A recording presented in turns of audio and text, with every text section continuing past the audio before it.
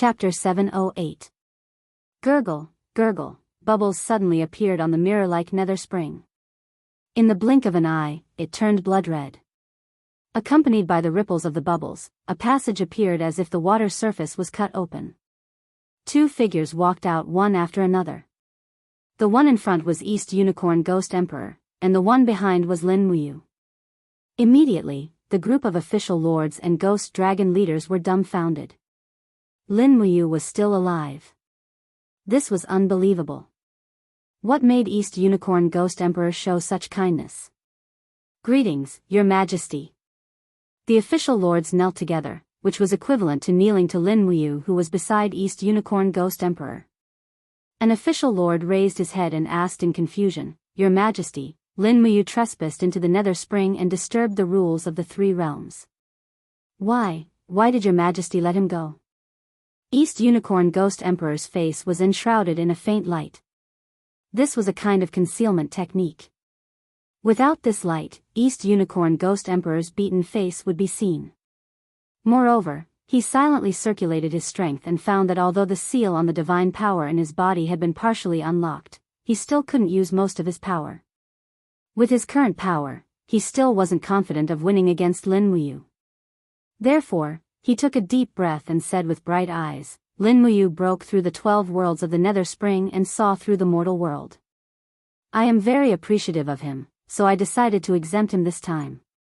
You don't have to ask anymore. How can a genius like him be killed? He should be nurtured for the benefit of the three realms. On the side, Lin Muyu lowered her voice and said, Send me out of the ghost realm. East Unicorn Ghost Emperor gritted his teeth in hatred, but there was nothing he could do. He could only say in a clear voice, I will send him out of the ghost realm now. You all still need to guard the nether spring here. Do not be negligent, understand? Yes, Your Majesty. East Unicorn looked at Lin Muyu, and the two flew up side by side and went straight to the world above. While flying, East Unicorn said in a low voice, Lin Muyu, don't go too far. At least give me face in front of my subordinates. This is our agreement, isn't it? Haven't I already given you enough face? Lin Muyu placed his hands behind his back and lazily let out a sigh of relief. After knowing that Qin Yin had reincarnated once again, his mood was indescribably good. As long as Qin Yin was still alive, he could wait for thousands of years. He was only afraid that Qin Yin's spirit would vanish into thin air and he would never be able to find her again. Is this considered giving enough face? East Unicorn Ghost Emperor continued to express his dissatisfaction. You didn't even kneel down to me. Don't forget that I'm the supreme being of the ghost realm.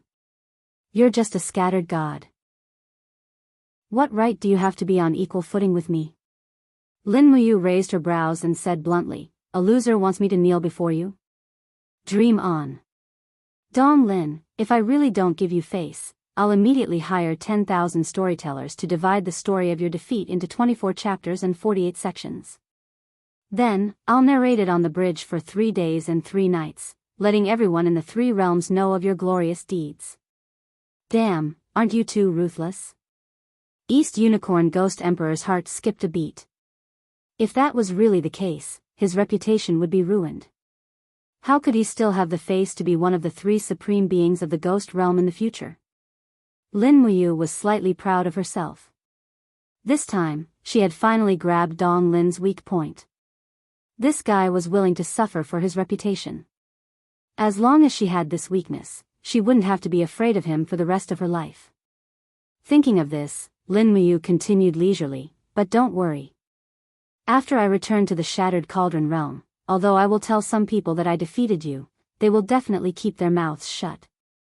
But you have to remember, if you continue to be overbearing, this matter will definitely spread throughout the 3 realms. You.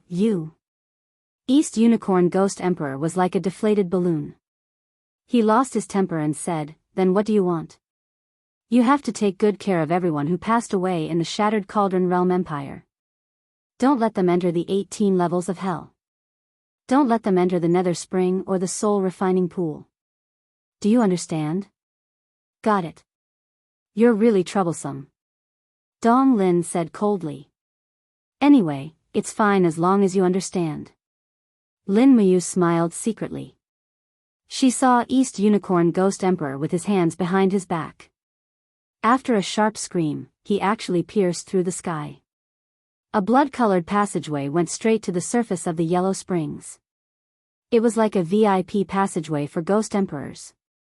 The two of them walked out in a line and easily passed through the 18 levels of hell. Greetings, Your Majesty East Unicorn Ghost Emperor.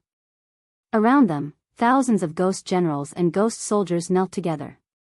Even Mengpa knelt down politely. This old one greets Your Majesty Ghost Emperor. Dong Lin's expression was calm.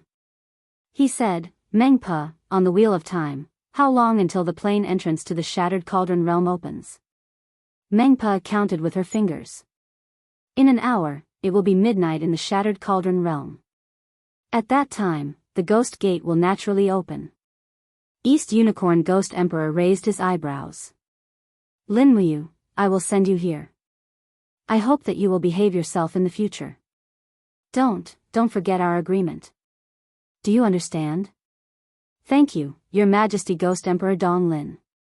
This time, Lin Muyu took 2 steps back and bowed with cupped fists. She was very respectful. East Unicorn Ghost Emperor couldn't help but feel proud. Although this kid had the disposition of a paragon, he seemed to be quite polite. He was really a promising talent.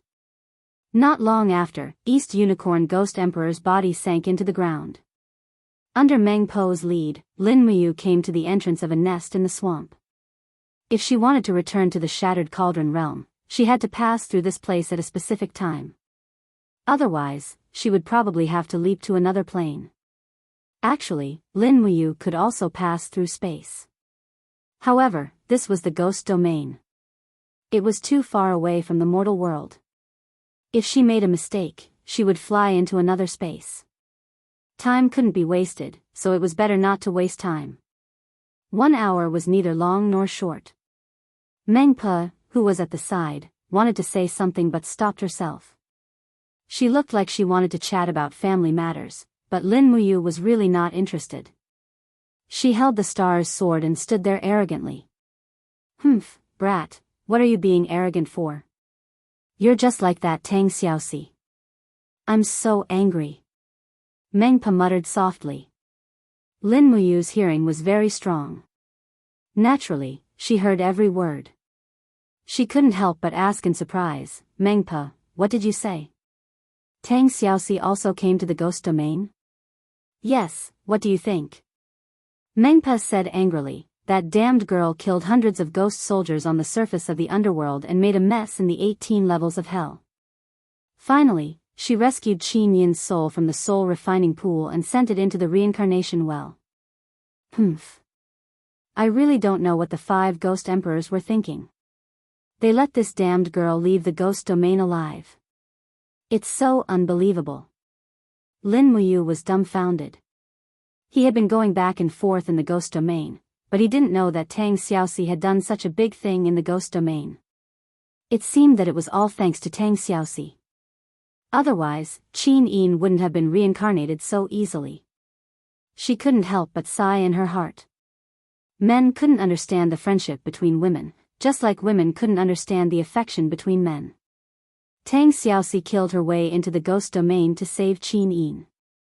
It could be considered that she had repaid the debt of killing Qin Yin in Bailing City when her mind was controlled by Yaoji. The ghost domain is so dangerous. Why did she sneak in alone? Lin Muyu frowned and said softly, what a silly girl. Mengpa slammed her fist on the ground, causing the surroundings to tremble. She said indifferently, can you not be so lovey-dovey in front of me? What I hate the most is the harmony between the zither and the harp. It's so disgusting that I have goosebumps all over my body. Lin Muyu glanced at her and said, that's right. With your honor, I don't think you can survive in this world where looks are the most important. What did you say? You don't want to go back to the broken cauldron world? Meng Po's voice became cold.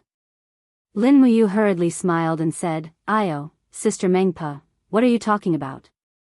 Actually, when it comes to women, we have to look at their temperament. Some women don't have beauty, but their charm are engraved in their bones. Just like you. Really? Meng Po's heart thumped as she winked. Lin Muyu covered her mouth to stop herself from vomiting. She nodded repeatedly, yes, yes, yes. Why hasn't this bastard opened the ghost gate yet? It's about to open.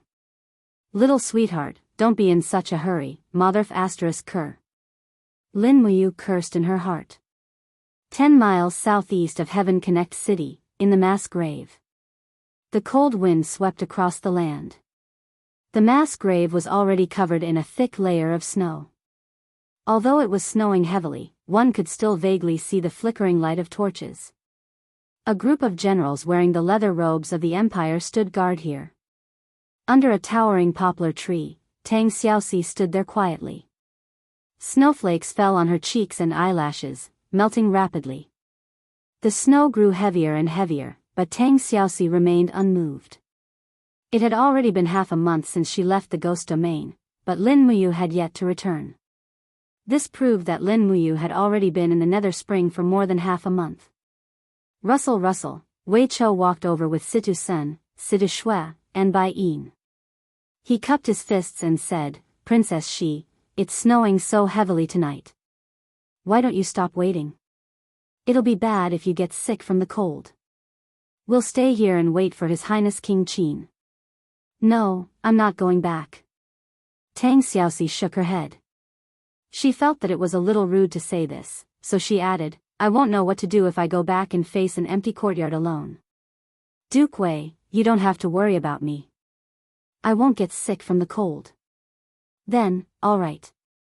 Wei Chou nodded and didn't say anything else.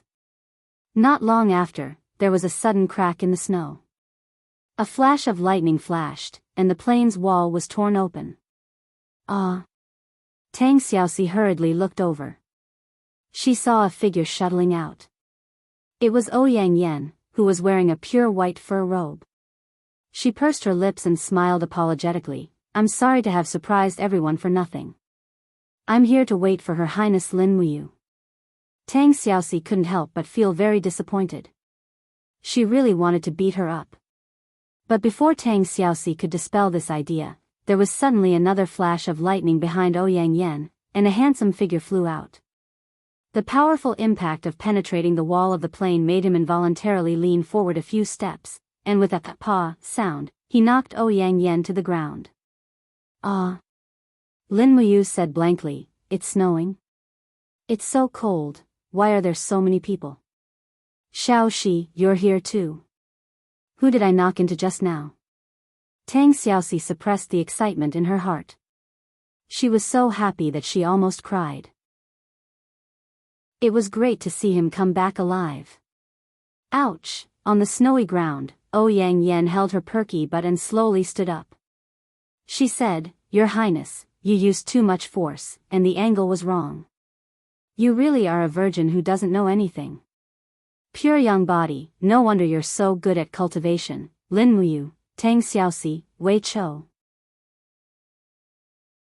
Chapter 709. Everyone is here. Lin Muyu brushed off the snow on his shoulders and said with a smile. He was still wearing autumn clothes, but it was already winter. Come. Situ Shui was meticulous. She took a leather robe embroidered with golden purple flowers from the servant and handed it to Lin Muyu. She said with a smile, Madam, put it on. It's winter again this year. Although you are a god-state cultivator, you still need clothes to keep out the cold. Thank you, Ah Shui. Lin Muyu accepted it gladly. She turned around and put on the robe. It was indeed much warmer. Everyone stood in the same place happily. Only Tang Xiaoxi stood alone in the snow. She still didn't know how to face Lin Muyu, and the knot in Lin Muyu's heart had not been untied. But it was different this time. Let's go back to Heaven Connect City. Lin Muyu touched her stomach and said, I haven't had a good meal in the ghost domain for almost a month. Shouldn't you have prepared delicious food to entertain me? Wei Chou chuckled, Your Highness, rest assured. Every night at midnight, General Shui ordered the spiritual fire department to prepare a table of good dishes.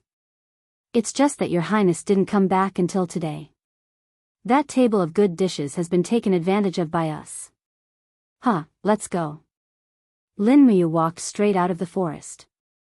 When she passed by Tang Xiaoxi, she inadvertently held her hand and whispered, "Why are you still in a daze? Let's go back and eat something delicious." Oh. Tang Xiaoxi was happy and puzzled. She let Lin Muyu hold her hand. "The scenery of the ghost domain is not bad, right?" Lin Muyu suddenly asked. "It's all right. How is Xiao Yin now?" Tang Xiaoxi hesitated for a moment and said, "She asked me to tell you that you have to take good care of yourself and wait for her to come back." "Mumu, you don't blame me?" Lin Muyu turned around and smiled. She looked straight at her and said, "Oh, Yang Yan told me that you were bewitched by Yaoji and killed Xiao Yin. I don't blame you. Now that you have saved Xiao Yin's life, I can't thank you enough. Now, you are still Tang Xiaoxi and I am still Lin Muyu. Let's wait for Xiao Yin to come back. Before she comes back, we have to work together to protect this family." "Yes." A smile appeared on Tang Xiaoxi's face. A huge stone had finally been lifted from her heart. This was the first time she had smiled so happily since she had returned from the devil race. Lin Muyu squeezed her hand tightly. All this while, Tang Xiaoxi had been under a lot of pressure. How could he not know that? In fact, Tang Xiaoxi's life was even more difficult than his. Now that there was finally hope, he hoped that everything could return to the good old days. What is Xiao Yin's next reincarnation? Lin Muyu mounted the horse and asked. Tang Xiaoxi rode another white horse and said, "Azura Path." "Azura Path?" "Yes." "What is Azura?" "Hunters who walk in the three realms. They are neither human nor ghost nor god. The 5 ghost emperors said that Azura is good and bad. They are born to hunt." "I see." Lin Muyu took a deep breath and said, "What comes after the Azura Path?" "The last reincarnation, the heavenly Tao. As long as Xiao Yin survives the heavenly Tao, she'll be able to form a true body of flesh and blood and return to the 3 realms." Tang Xiaoxi was moved. But the 5 ghost emperors also said that Xiao Yin will forget the past, whether it's the Azura Path or the heavenly Tao. This is her own cultivation, and no one else can control it. "I understand."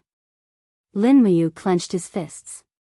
All these years, he'd been forced to do things against his will. Although he had the disposition of a supreme being, there were too many things he couldn't control. This was probably fate.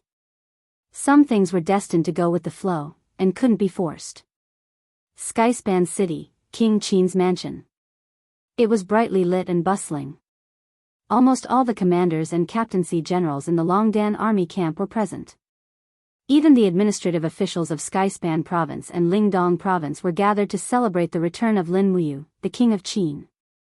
Lin Muyu didn't drink. He only ate meat. He was one person short of eating a deer. Tang Xiaoxi and Chu Yao just watched him eat with smiles on their faces. This was also a form of enjoyment for them. "Xiao Shi, I brought you a gift." "Oh, what is it?" Lin Muyu took out a book from her cosmos sack with a swoosh. It was a black ancient book, and its surface was enshrouded with a faint ghostly aura. Lin Muyu moved her fingers lightly, and the pages of the book flipped open. The azure blue light was dense, and immediately, a chill spread out in the originally warm and harmonious main hall. Everyone looked over at the same time, and they were all dumbfounded. What is this?" Tang Xiaoxi was stunned. Lin Muyu said, "This is the Ghost Book of Nether Springs. I got it from the Ghost Emperor of East Unicorn. It's an extremely and soft magic tool, and also a type of weapon. However, my physique isn't suitable for using this book, so take a look. If you like it, I'll give it to you. As long as you use it properly, the Ghost Book of Nether Springs can greatly increase your strength." Tang Xiaoxi reached out and touched the pages of the book. Immediately, a powerful yin qi surrounded her palm. She couldn't help but cry out in surprise. She immediately transformed into her 9-tailed form. With a swish, raging flames flew up, and a pair of golden eyes stared at the ghost book of Nether Springs. Tang Xiaoxi's fingers were wrapped in raging flames, and she resisted the yin qi in the book. Could something have happened? Chu Yao was forced back several meters, and she looked on worriedly. No. Lin Muyu shook her head, and said confidently, "This is Shao Shi and the ghost book of Nether Springs communicating." Oh. Chu Yao was doubtful. Tang Xiaoxi looked like she was about to fight. How could there be such a communication? But in reality, Tang Xiaoxi was indeed communicating with the ghost book of Nether Springs with a kind of power. This was a process of recognizing its master. If Tang Xiaoxi's godly power wasn't enough to make the ghost book of Nether Springs submit, then she would lose the right to use the book. As a result, the raging flames became more and more biting cold. Even a fiery red spirit pearl of law danced around Tang Xiaoxi's body. She actually took out a spirit pearl of law. Lin Muyu was secretly shocked. After not seeing her for a long time, Tang Xiaoxi's strength seemed to have increased a lot. Ouyang Yan and Chu Chu both said that only the first 3 grades of Godhead could condense Spirit Pearl of Law. It seemed like Tang Xiaoxi's Godhead had already broken through to the caste Immortal Godhead. Finally, after about 10 minutes, the light of the ghost book of Nether Springs began to dim. Small beads of sweat appeared on Tang Xiaoxi's forehead. She quickly closed the ghost book of Nether Springs and put it into the spatial bag at her waist. She said with a smile, "Thank you, Mu, I like this gift very much." "It's good that you like it." Lin Muyu sat down again as if nothing had happened. Wei Chou, Chu Yao, Situ Sen, and the others were a little speechless. Lin Muyu and Tang Xiaoxi's cultivation was far beyond their reach. These 2 freakishly strong fellows' casual words perhaps represented a realm that they would never be able to reach in their entire lives. At this time, Chu Yao said softly, "Half a month ago, Lanyan City sent a letter saying that they found a descendant of the 7 Seas Tang sect. That person's name is Tang Zong, the illegitimate son of the 7 Seas king, Tang Lan's second son, Tang Jing. He is Tang Bin and Tang Lu's half-brother, and will be conferred the title of Northern Duke in 5 days.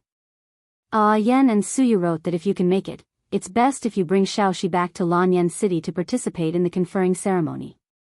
After all, as the king of Qin, you should be present." "So, Big Brother Feng will also return to Lanyan City in 5 days?" Lin Muyu asked with a smile. Chu Yao nodded vigorously. "That's great, I also happen to have a gift for him," Lin Muyu said excitedly. But Chu Yao's beautiful eyes revealed a trace of disappointment. Lin Muyu saw it clearly and hurriedly said with a smile, "Big sister Chu Yao, I risked my life this time because I really don't have time to go shopping and buy gifts for you because most of the gifts I brought back are bloody." "I believe you don't want them either," Chu Yao chuckled. "I'm very happy that you have this kind of heart. By the way, where's Grandpa Chu Chu?"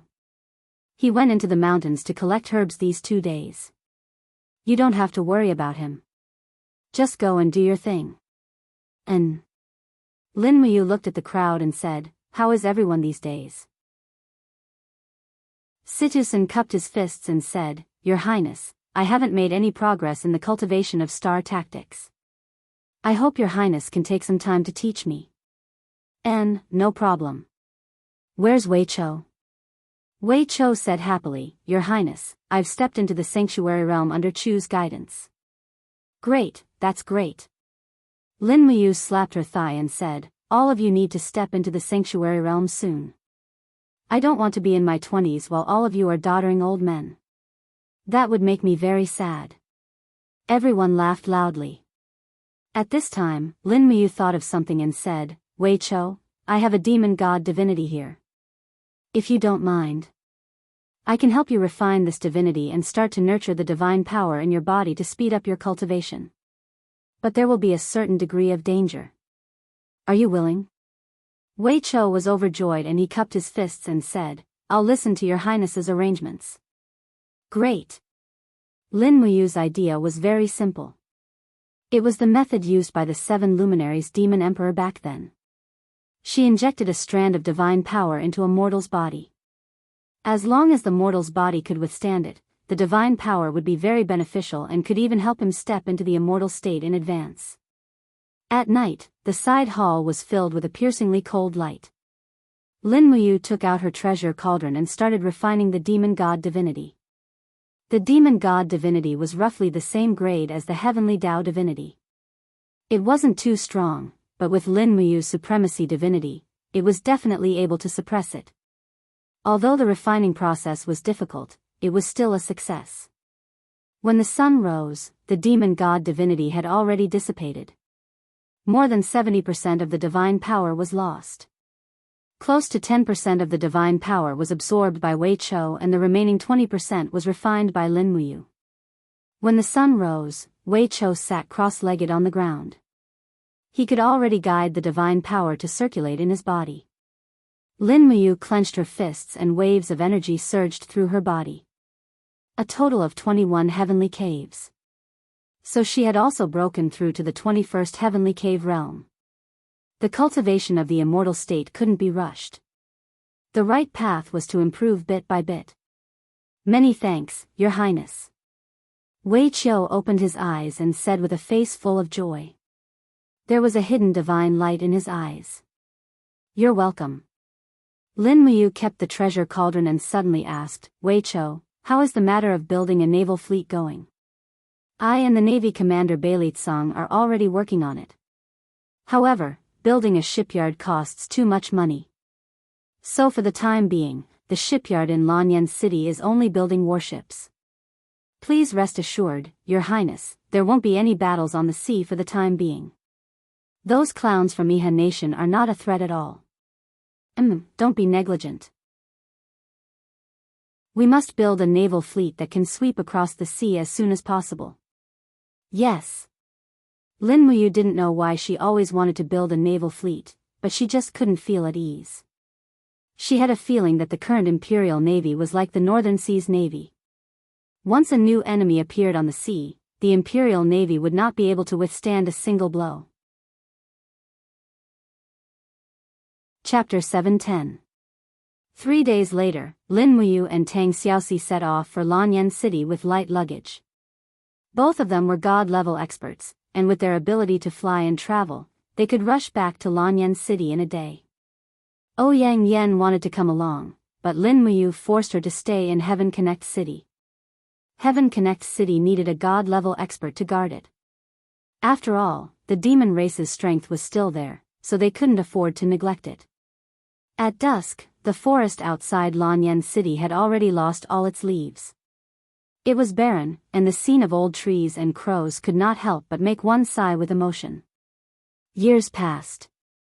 This city was like an old man that had experienced the vicissitudes of life, still standing there. It was just that the people had changed. Qin Jin, Chu Huaying, Qin Lei, Lei Hong and the others were no longer around. They had also taken away the memories and time that once belonged to this place. In the sky, 2 figures flew past and directly flew into the imperial capital. It was Lin Muyu and Tang Xiaoxi. They arrived at Zhe Tian Palace before the sky turned dark, which surprised them more or less. From Lanyan City to Heaven Connect City, it would take at least 10 days even on horseback. However, with the 2 god-level experts, it only took a day. Outside Zhe Tian Palace, the bamboo leaves were green, and the garden in the palace naturally maintained a sense of spring. Rows of royal guards walked between the pavilions with their hands on the hilts of their swords, protecting the safety of the empire. Who is it? The commander of the dragon guards looked up at the sky and said, Come out. This person's cultivation was not bad. Su Yu's judgment would not be wrong. The commander of the royal guards that she had chosen was also a top-notch expert. Although he was very young, his cultivation was at least at the 3rd level of the heaven realm. Pa pa. Pa pa. 2 beams of purple light flashed out. They were spatial cracks. Lin Muyu and Tang Xiaoxi's figures appeared in the empty space in front of Zhe Tian Palace. A group of royal guards rushed forward and knelt in a row. Greetings, Your Highness King Qin. Greetings, Princess Shi. No need for formalities, please rise. Lin Muyu raised her hand and said, "Bring me to Yen and Aunt Luo." Yes. After receiving the report, Qin Yan and Suyu walked straight out of the Great Hall. Qin Yan had a look of joy. "Big brother, you're back." As the loyal prince, this brat still maintained the simplicity and innocence of the past. Qin Yan, who was infatuated with the cultivation of martial arts, had already stepped into the Saint Heaven realm, and was only a step away from the God realm. However, his cultivation in the art of a ruler and shrewdness was equivalent to zero. If not for Suyu assisting him, the Zetian Palace would probably have changed owners in less than half a year. Lin Muyu hugged Qin Yan, the two of them laughing heartily. The joy of reuniting after a long time was self-evident. Subsequently, Qin Yan turned around to look at Tang Xiaoxi and cupped his fists respectfully. Qin Yan greets Princess Shi. Tang Xiaoxi helped him up. "Your Highness Prince Zhong, you don't have to be so polite." Suyu smiled and said, "Since the two of you are travel-worn, you can stay in the Zetian Palace Hall. I will immediately order people to prepare dinner. Is there anything in particular you want to eat? It's fine as long as it's Zetian Palace Hall's food." Lin Muyu rubbed her hands and said, "It's been a long time since I've eaten in Lanyan City. Such a good opportunity is hard to come by. Don't you think so, Xiaoxi?" Tang Xiaoxi nodded, feeling a lump in her throat, but she did not speak. Back then, she, Lin Muyu, and Qin Yin were all in Lanyan City, and the memories of tasting the delicacies of the Zetian Palace Hall together seemed to be gone forever. Now that she returned to the Zetian Palace Hall again, she felt especially upset in her heart. She really wished that Qin Yin was right in front of her, and that the people she cared about were still around. However, the affairs of the world were unpredictable, and no one could have everything go as they wished. Not long after entering the Great Hall, the loud call of an attendant came from outside the hall. "The Duke of the North, Tang Zong, requests an audience." "Tang Zong is here." Su'er stood up and said with a smile, "Xiaoxi, he's the son of your second uncle, Tang Jin." Tang Xiaoxi nodded and smiled. Tang Lan and Tang Lu's rebellion was already something that had been hammered into an iron plate. However, the empire had not uprooted the Tang family, but had even found a branch of the Tang family's bloodline. How could Tang Xiaoxi not know how much effort they had put into this? Tang Zong walked in wearing a white robe. His expression was handsome, and he was no longer that little blacksmith from before. His eyes were extremely clear, and after entering, he knelt down on one knee. "Tang Zong pays his respects to your Highness, Prince Zhong. Pays his respects to Marquis Xining." Suyu smiled. "Tang Zong, there are two more people. Why don't you pay your respects?" "Ah." Tang Zong was startled, because he did not recognize these two people at all. Although he could tell at a glance that Lin Muyu and Tang Xiaoxi were not ordinary people, after all, they had not masked their faces. Suyu smiled, pointed at Lin Muyu, and said, "This is Her Highness, Lin Muyu, the Prince of Qin." "Ah." Tang Zong hurriedly knelt down again. "This humble subject pays his respects to your Highness, the Prince of Qin. No need to be so polite." Suyu then pointed at Tang Xiaoxi, and said, "Tang Zong, do you know who this beauty is?" Tang Zong doesn't know. He shook his head in confusion. Su'er lightly laughed. "She's your older cousin, Tang Xiaoxi. She's also your only relative in the Zetian Palace. Hurry and get to know her. In the future, you'll be family." "Older cousin." Tang Zong's eyes couldn't help but redden. "Are you really my older cousin?"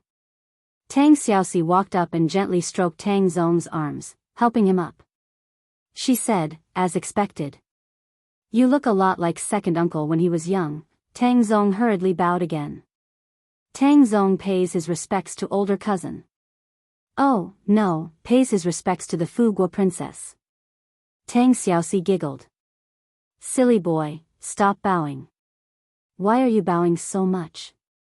Don't call me the Fuguo princess, just call me older cousin. Hurry and get up. Since you're here, why don't you have dinner with us tonight?" "Yes, older cousin."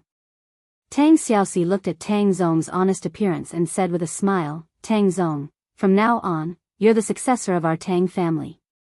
I'll teach you the mental cultivation method of the Fire Fox seal. I hope that you'll cultivate well and be loyal to the empire. Don't disappoint everyone's high regard and love for you. All right. Thank you, older cousin. Tang Zong naturally knew the importance of Tang Xiaoxi's words. This was equivalent to Tang Xiaoxi acknowledging her identity as a member of the Tang clan. This was something that Tang Zong had always dreamed of.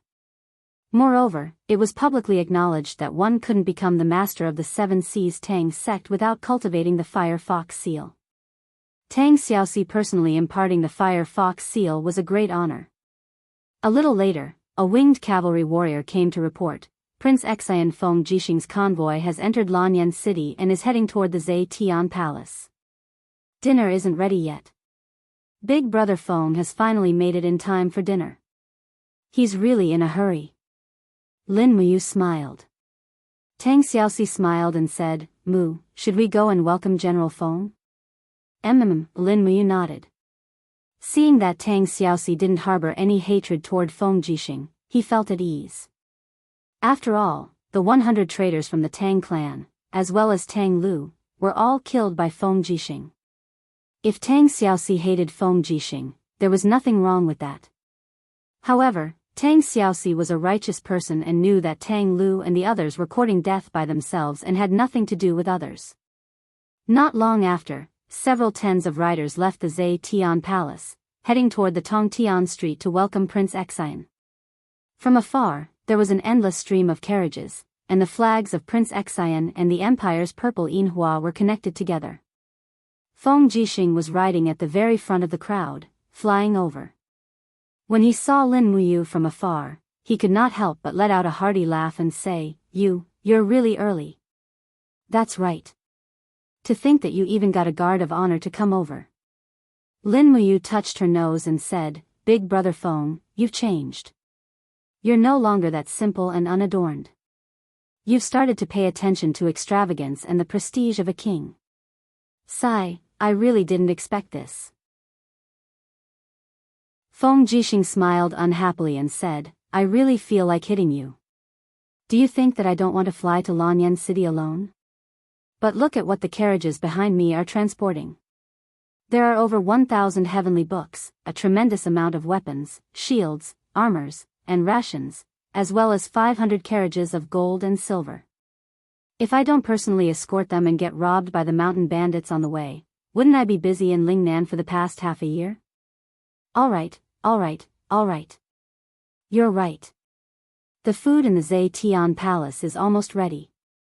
Let's go in and eat while we talk. All right. In the palace, a group of maids and attendants kept on serving the dishes. A total of 3 tables had been set up. After all, Feng Jixing had brought back Zhang Wei, Luo Yu, Chen Xiaoli, and the other generals. There was a need to arrange tables for them. Big brother Feng, I have something to show you. Lin Muyu pulled Feng Jixing to a corner of the palace and took out 2 sabers from her Qingquan bag. One was enshrouded in flames while the other was surrounded by wind blades. They were the Crimson Phoenix and Azure Dragon divine weapons. Both of them were sub-divine grade and much stronger than the Saint grade Windcutter saber. Oh my god, Feng Jixing could no longer remain calm. He grabbed the Crimson Phoenix with one hand and felt a wave of blazing energy surging into his palm. It actually fused with his law of fire and divine power in an instant. It was as if the saber had instantly become a part of his body.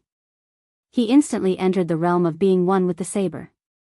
He frowned immediately. These 2 sabers are mine. Do you know how to use dual sabers? Lin Muyu asked.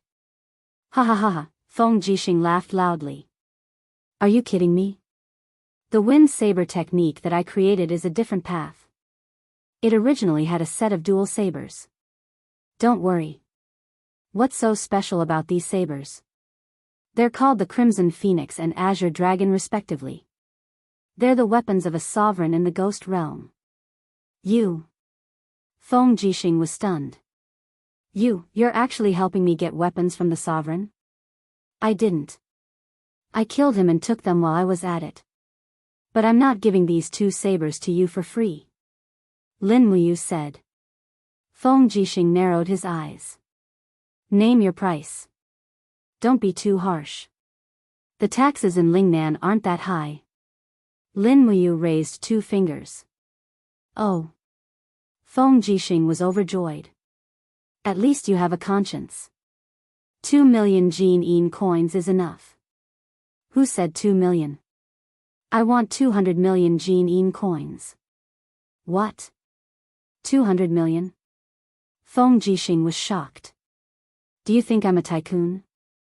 200 million Jin coins is enough to make the treasury of Xiang City lose a layer of its skin. That's right. Lin Muyu said, I still need to ask Yen for another 200 million. Together with the 100 million I have, it will be 500 million. Why do you need 500 million Jin coins? Feng Jixing was stunned. To build a dock in Lingdong province and build fortress ships and warships. Feng Jixing fell silent. But he knew that Lin Muyu's knowledge was definitely outstanding even on the continent. He nodded and said, all right, no problem.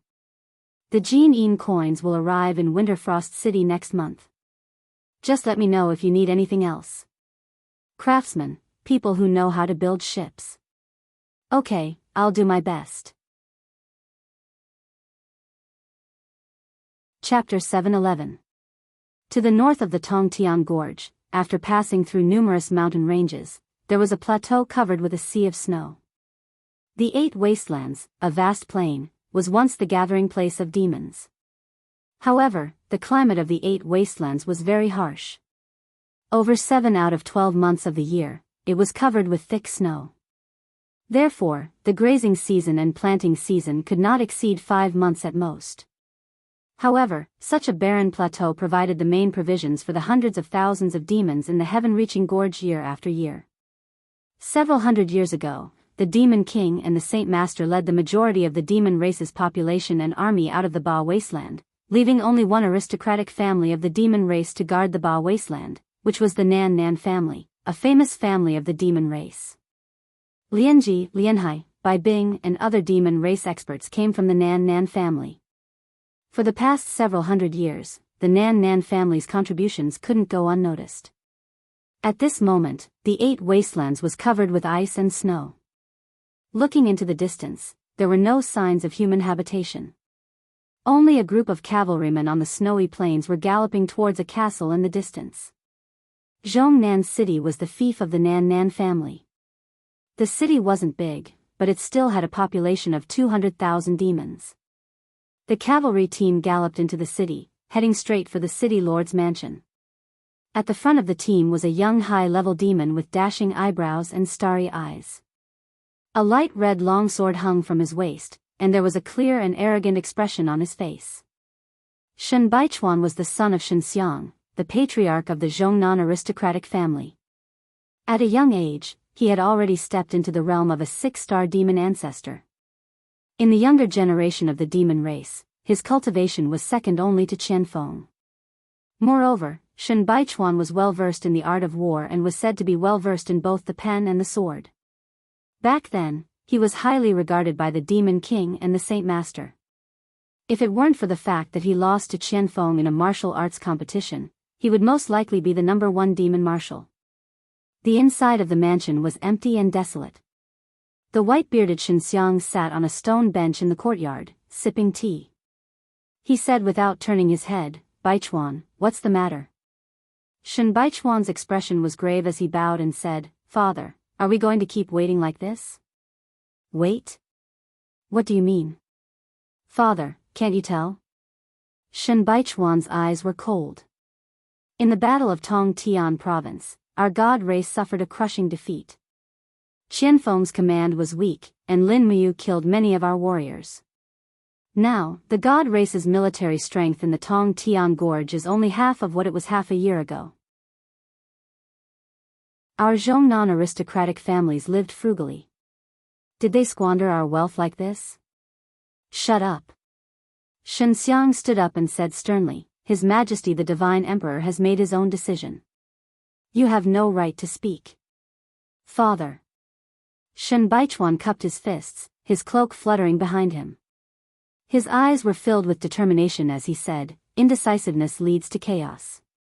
If this continues, I'm afraid that the 10,000-year foundation of our Nan family will be dragged down by His Majesty the Divine Emperor for too long. Does father want to be the sinner of the Nan family?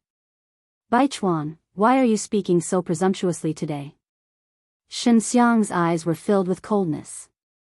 Shen Baichuan immediately knelt on the ground, his body trembling as he said, because I just went to inspect the cities under my jurisdiction. There are people dying of starvation and cold everywhere, especially in Willow City. Almost half of the people in the city died of starvation.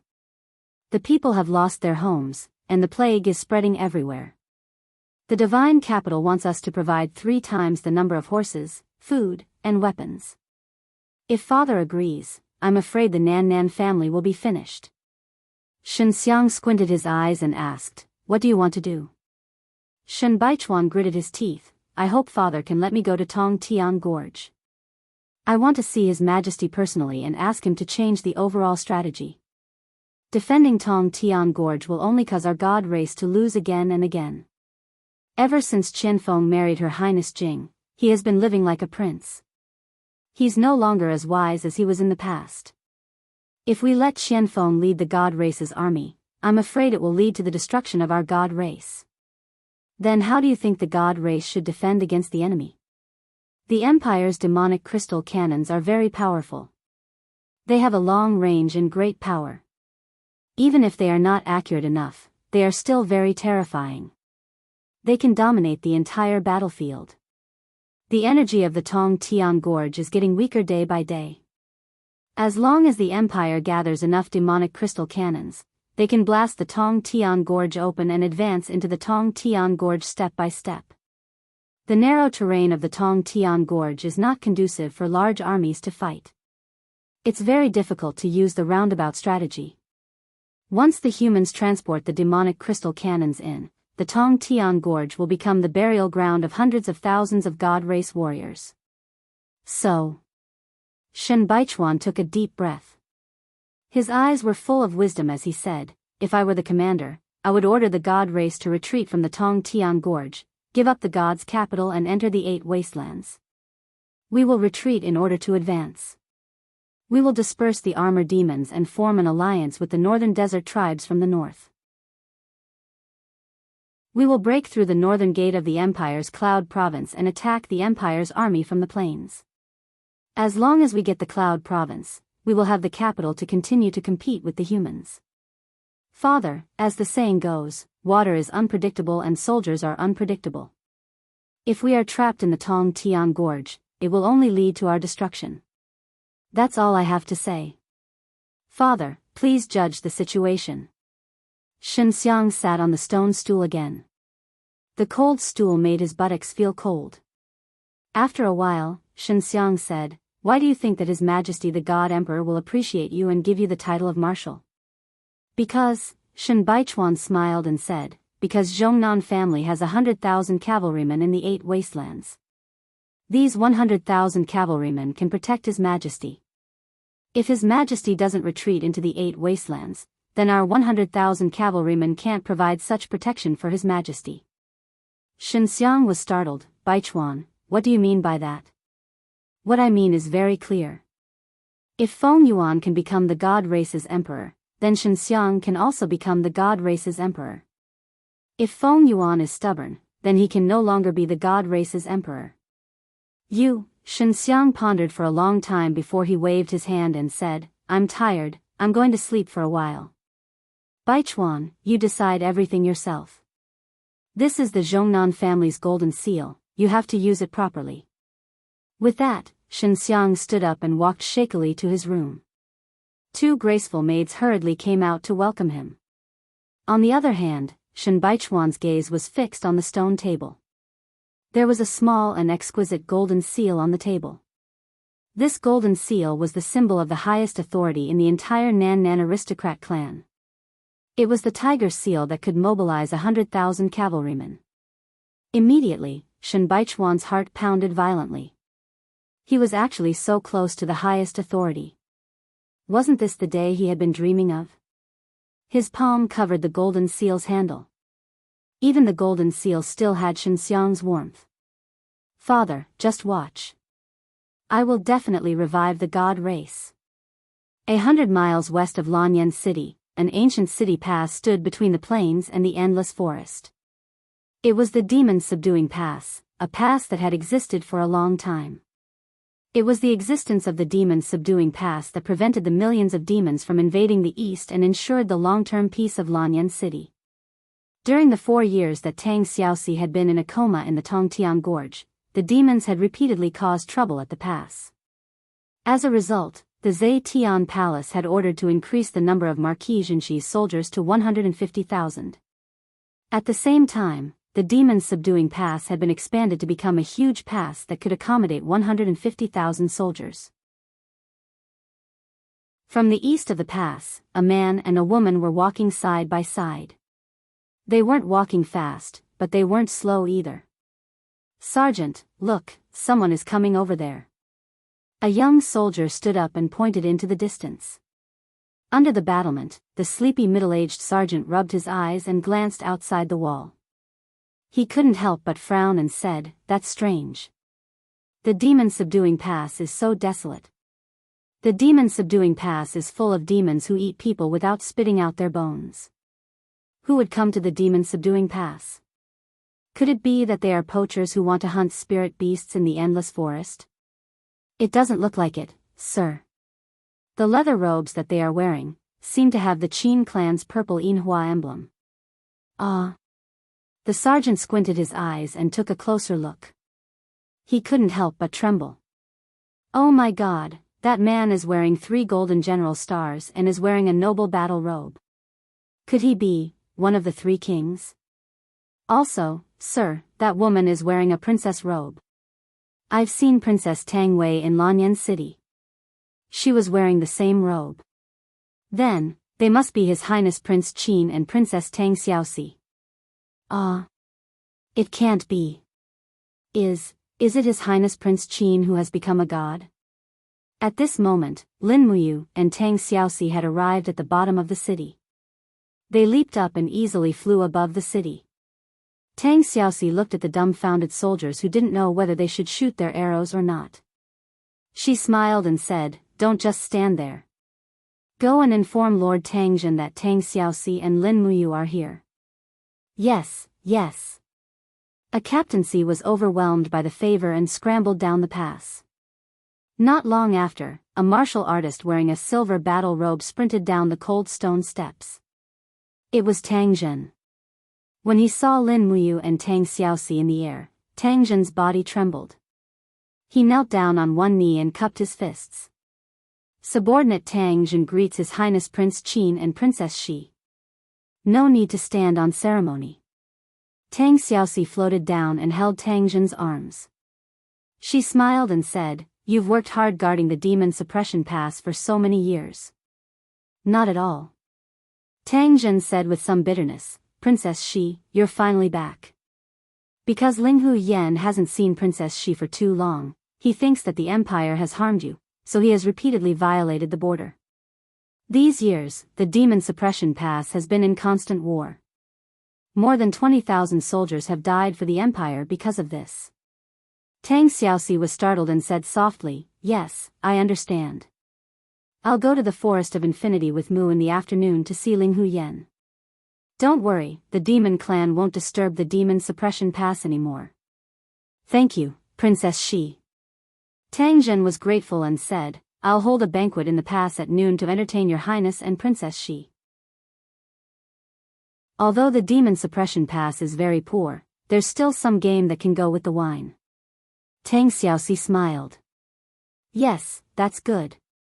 Then send an envoy with the Tang Sex Iron Order as a token to see Linghu Yan in the Forest of Infinity. Let her come to the demon suppression pass to apologize." "Yes." Tang Zhen was overjoyed.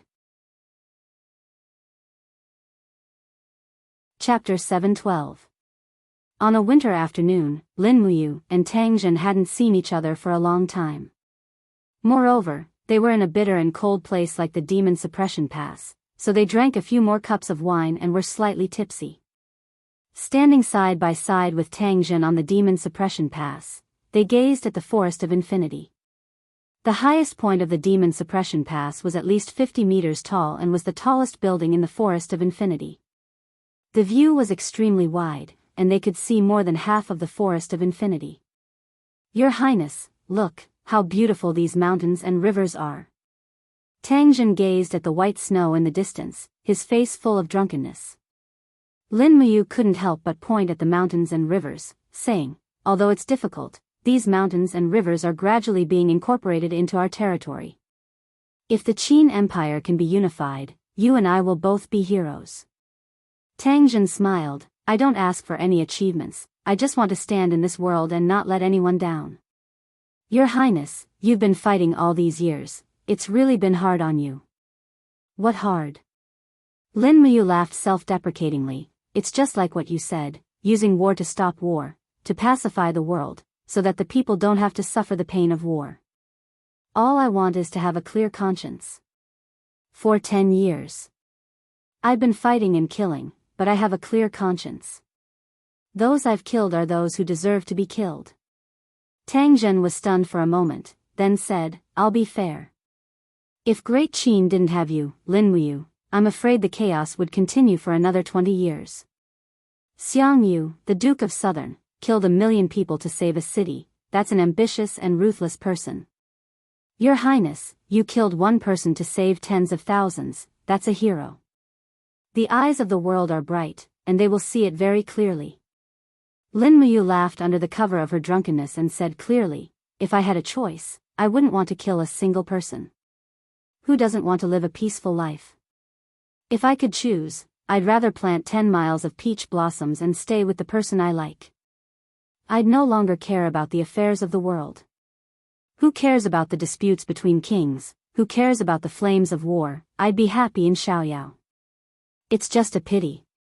Tang Zhen was even more drunk now, and he didn't care about the etiquette between a ruler and an official. He smiled and said, it's just a pity that the people you, Lin Muyu, like are the Empress and Princess Shi. No matter which one it is, they won't let you live such a romantic life, right? Lin Muyu chuckled and patted Tang Zhen on the shoulder. It's good that you know that. A man should be responsible. I will defend the mission that Xiao Yin and Xiao Shi shoulder with them. Even if I am bruised all over, I will have no regrets. Tang Xiaoxi, who was listening at the side, was very touched.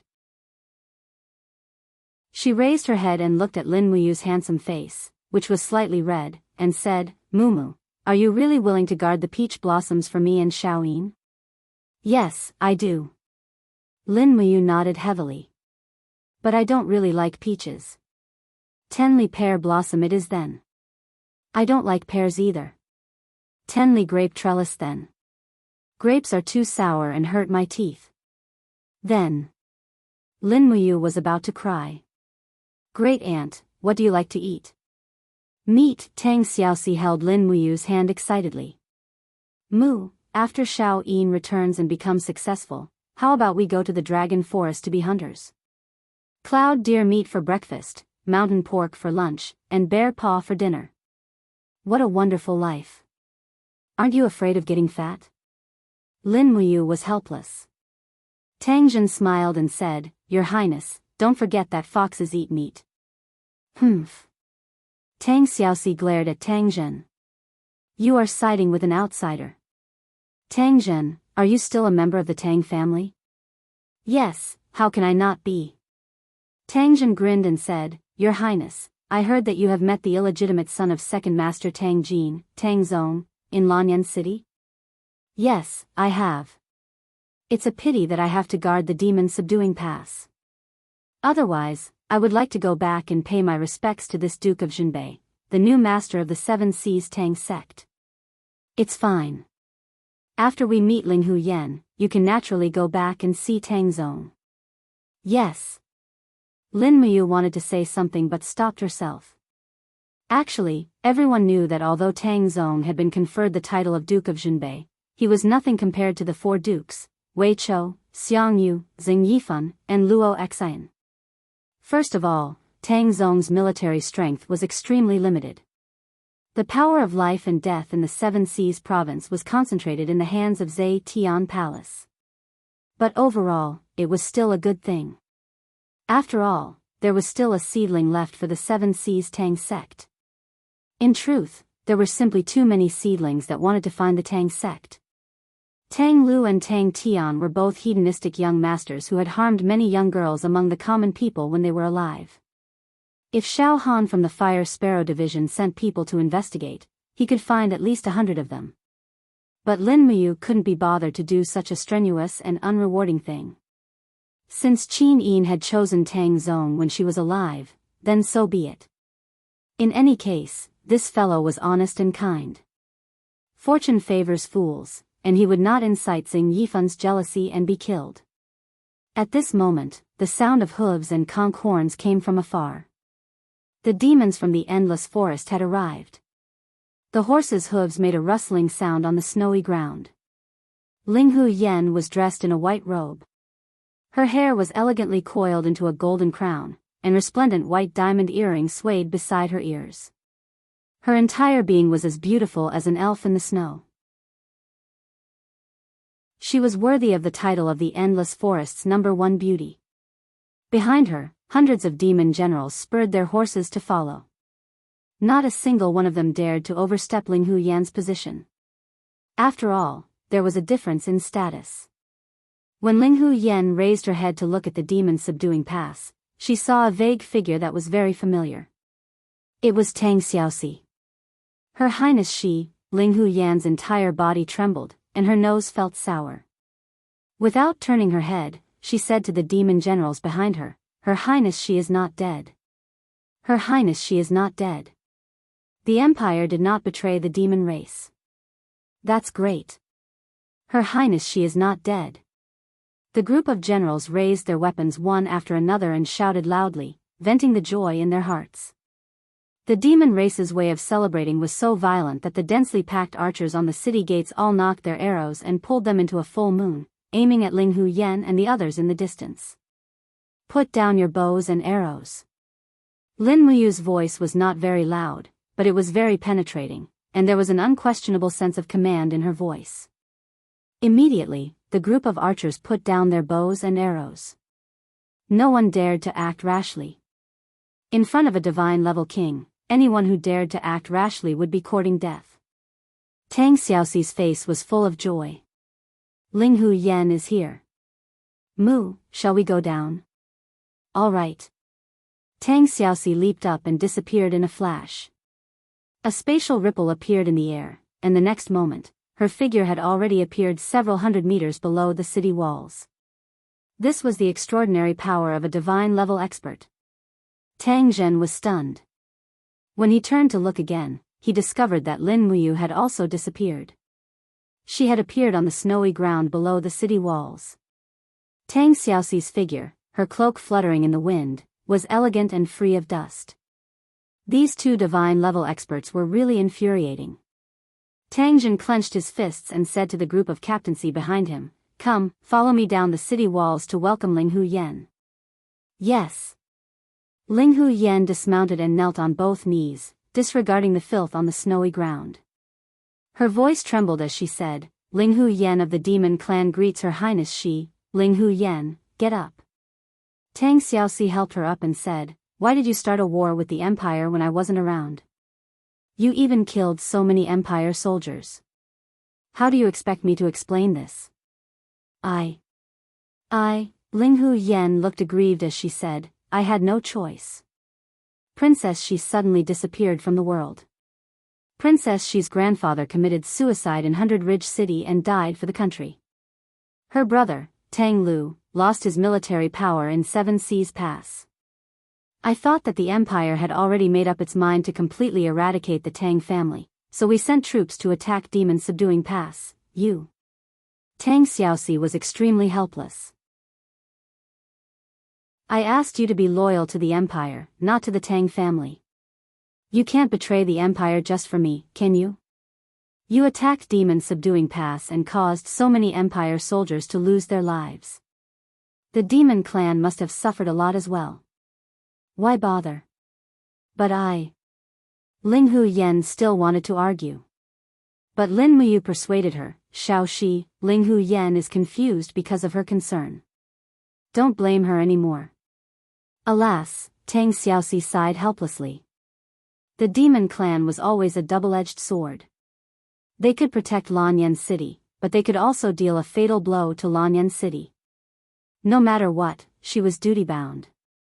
At this moment, Tang Zhen and the others rode over and dismounted to salute. After the salute, Tang Zhen glanced at Ling Hu Yen and said, Ling Hu Yen, you really made us suffer. I fought side by side with you, but in the blink of an eye, you don't recognize us anymore. Ling Hu Yen pouted and said, Lord Tang Zhen didn't give way either. Your ballistae and magic crystal cannons also intimidated our demon clan warriors. Tang Xiaoxi said, now that I'm here, you two should stop fighting, okay? Just give me, Tang Xiaoxi, some face. Lin Muyu saw some clues and asked with a smile, Ling Hu Yen, you are still unmarried, right? Yes, Your Highness, do you want to introduce me? Ling Hu Yen giggled. Lin Muyu nodded and looked at Tang Zhen, asking, Marquis Xianxia, you are also unmarried, right? Tang Zhen touched his nose and said, yes, I am still alone. When Your Highness is with the princess, you don't care about my feelings at all. Alas. Lin Muyu smiled and said, Ling Hu Yen, what do you think of Tang Zhen? Ling Hu Yen was stunned and instantly understood that Lin Muyu wanted to be a matchmaker. She glanced at Tang Zhen and pouted, saying, he is ugly, but he is not bad. Lin Muyu smiled knowingly and said, Tang Zhen, what do you think of Ling Hu Yen? Your Highness, Ling Hu Yen is the most beautiful woman this subordinate has ever seen, second only to Her Highness Qin Yin and Princess Shi. That's good. Since the two of you don't reject each other, and you're both single, why don't I be the matchmaker? The two of you should get married. It'll be the best of both worlds. Apart from accomplishing a beautiful thing, it'll also guarantee the eternal peace between the demon subduing pass and the demon race. What, you don't want to? No, this subordinate is willing. Tang Zhen cupped his fists and revealed a happy expression, this subordinate will listen to Your Highness's arrangements. Tang Xiaoxi smiled and asked, Ling Hu Yen, are you willing to marry Marquis Xianxia Tang Zhen? Ling Hu Yen immediately blushed and said,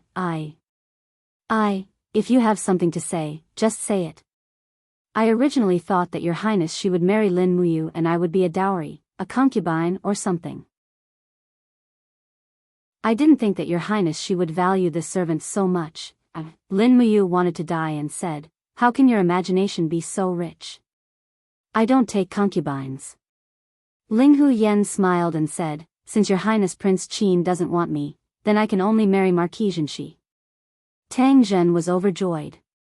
A beautiful wife with a voluptuous figure had fallen from the sky, how could he not be happy? That night, the demon subduing pass set up 200 tables on the snowy ground outside the pass and held Tang Zhen and Ling Hu Yan's wedding with great fanfare. Moreover, Prince Qin and Princess Fu Guo were the witnesses. Chapter 713. A heavy snow in early spring swept across the entire gorge. The once majestic fairy's capital was now covered in a layer of white. There were messy hoof prints on the mountain roads. The hoof prints were half the size of normal warhorses. These were purebred warhorses unique to the northern desert. They were majestic and powerful. The hoof prints led straight to the fairy's capital.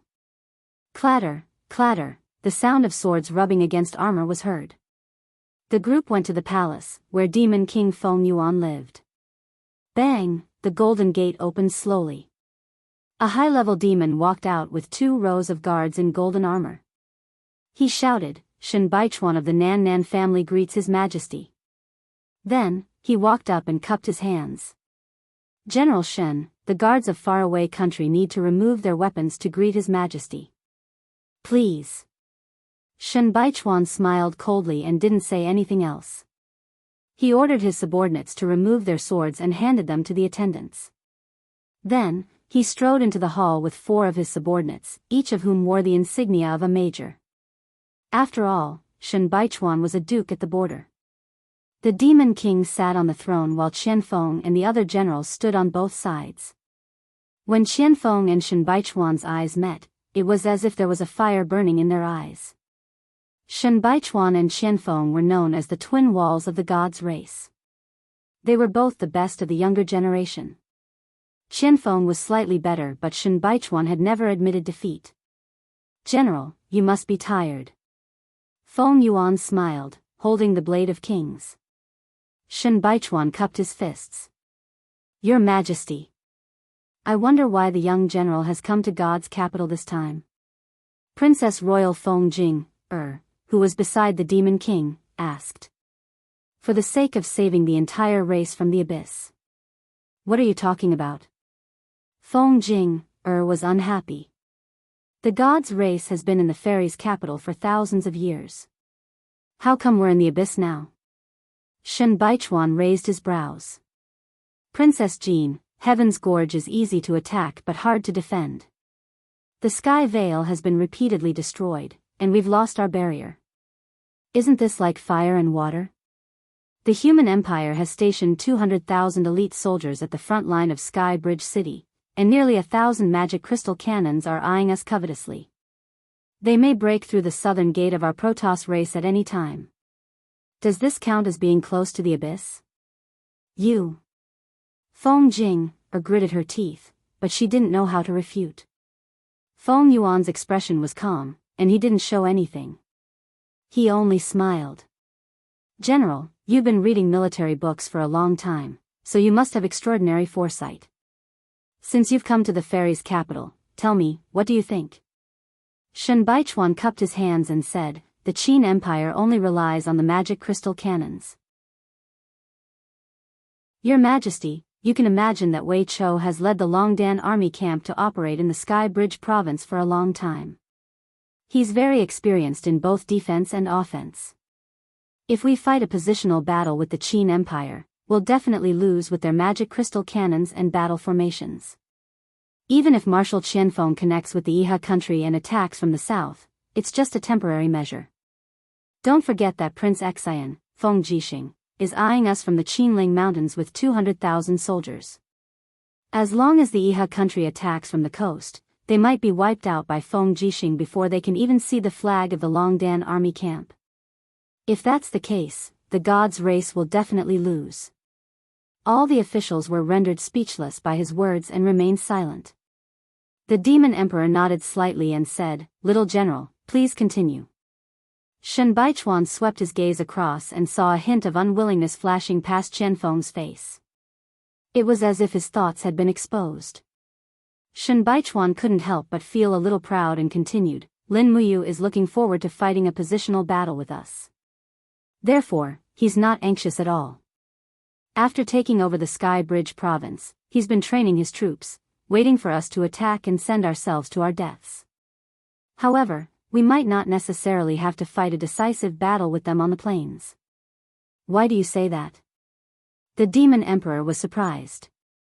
Shen Baichuan said respectfully, "Back then, the reason why the gods' race was able to march straight into the continent, taking over 2 of the empire's provinces and reaching the 5-Valley city was because of their mobile battle tactics. The armor demons are ferocious and can be said to be invincible in field battles. However, in the subsequent battles, we gave up on field battles and chose to fight a positional battle with the Qin Empire. After they obtained the arrow boxes, they also developed the magic crystal cannons. How can we not be defeated?" The Demon Emperor narrowed his eyes and asked, "Little General, what strategy do you have to deal with them?" Shen Baichuan smiled, "It's very simple. 8 words to defeat the Empire." "Which 8 words?" an elder asked. "Attack when they're unprepared and defeat when they're weak," Shen Baichuan said. "How do you attack when they're unprepared? Defeat when they're weak again?" Feng Jing, saw that Qianfeng was being pressured step by step. She hurriedly spoke to help Qianfeng regain some face. Shen Baichuan said, in order to completely destroy the divine race, the Qin Empire has gathered almost all of their magic crystal cannons in the Tongtian province. As for the other provinces, even the capital cities only have dozens of magic crystal cannons as decorations. In that case, why don't we turn our army around and retreat to the 8 wastelands? Then, together with the barbarian tribes of the northern desert, we can attack the Cloud Province from the northern snow region. The Cloud Province is guarded by Duke Luo Xian of the Northern Kingdom. He has no more than 200,000 soldiers and less than 100 magic crystal cannons. This year is a cold spring, and there will be another heavy snowfall before March. This snow is our chance to turn defeat into victory. All 200,000 armor demons will be divided into 20 groups and we will attack the Cloud Province under the cover of the snow. Together with the spies we have been operating in the Cloud Province for many years, we won't have to worry about Twilight Rain City. Feng Jing bit her red lips and was speechless again. What do you think? What do you think? Shen Baichuan asked with a stern expression.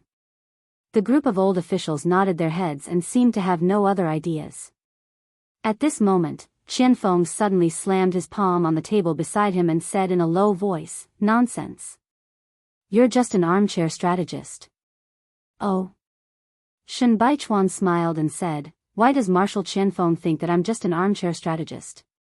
Qianfeng's eyes were cold as he said, "First, if there is another heavy snow, the food for the 200,000 armor demons will be the biggest problem. We will be able to harvest some of the food in the Tongtian Gorge in a month. At least, it will be enough for the armor demons to get through the winter.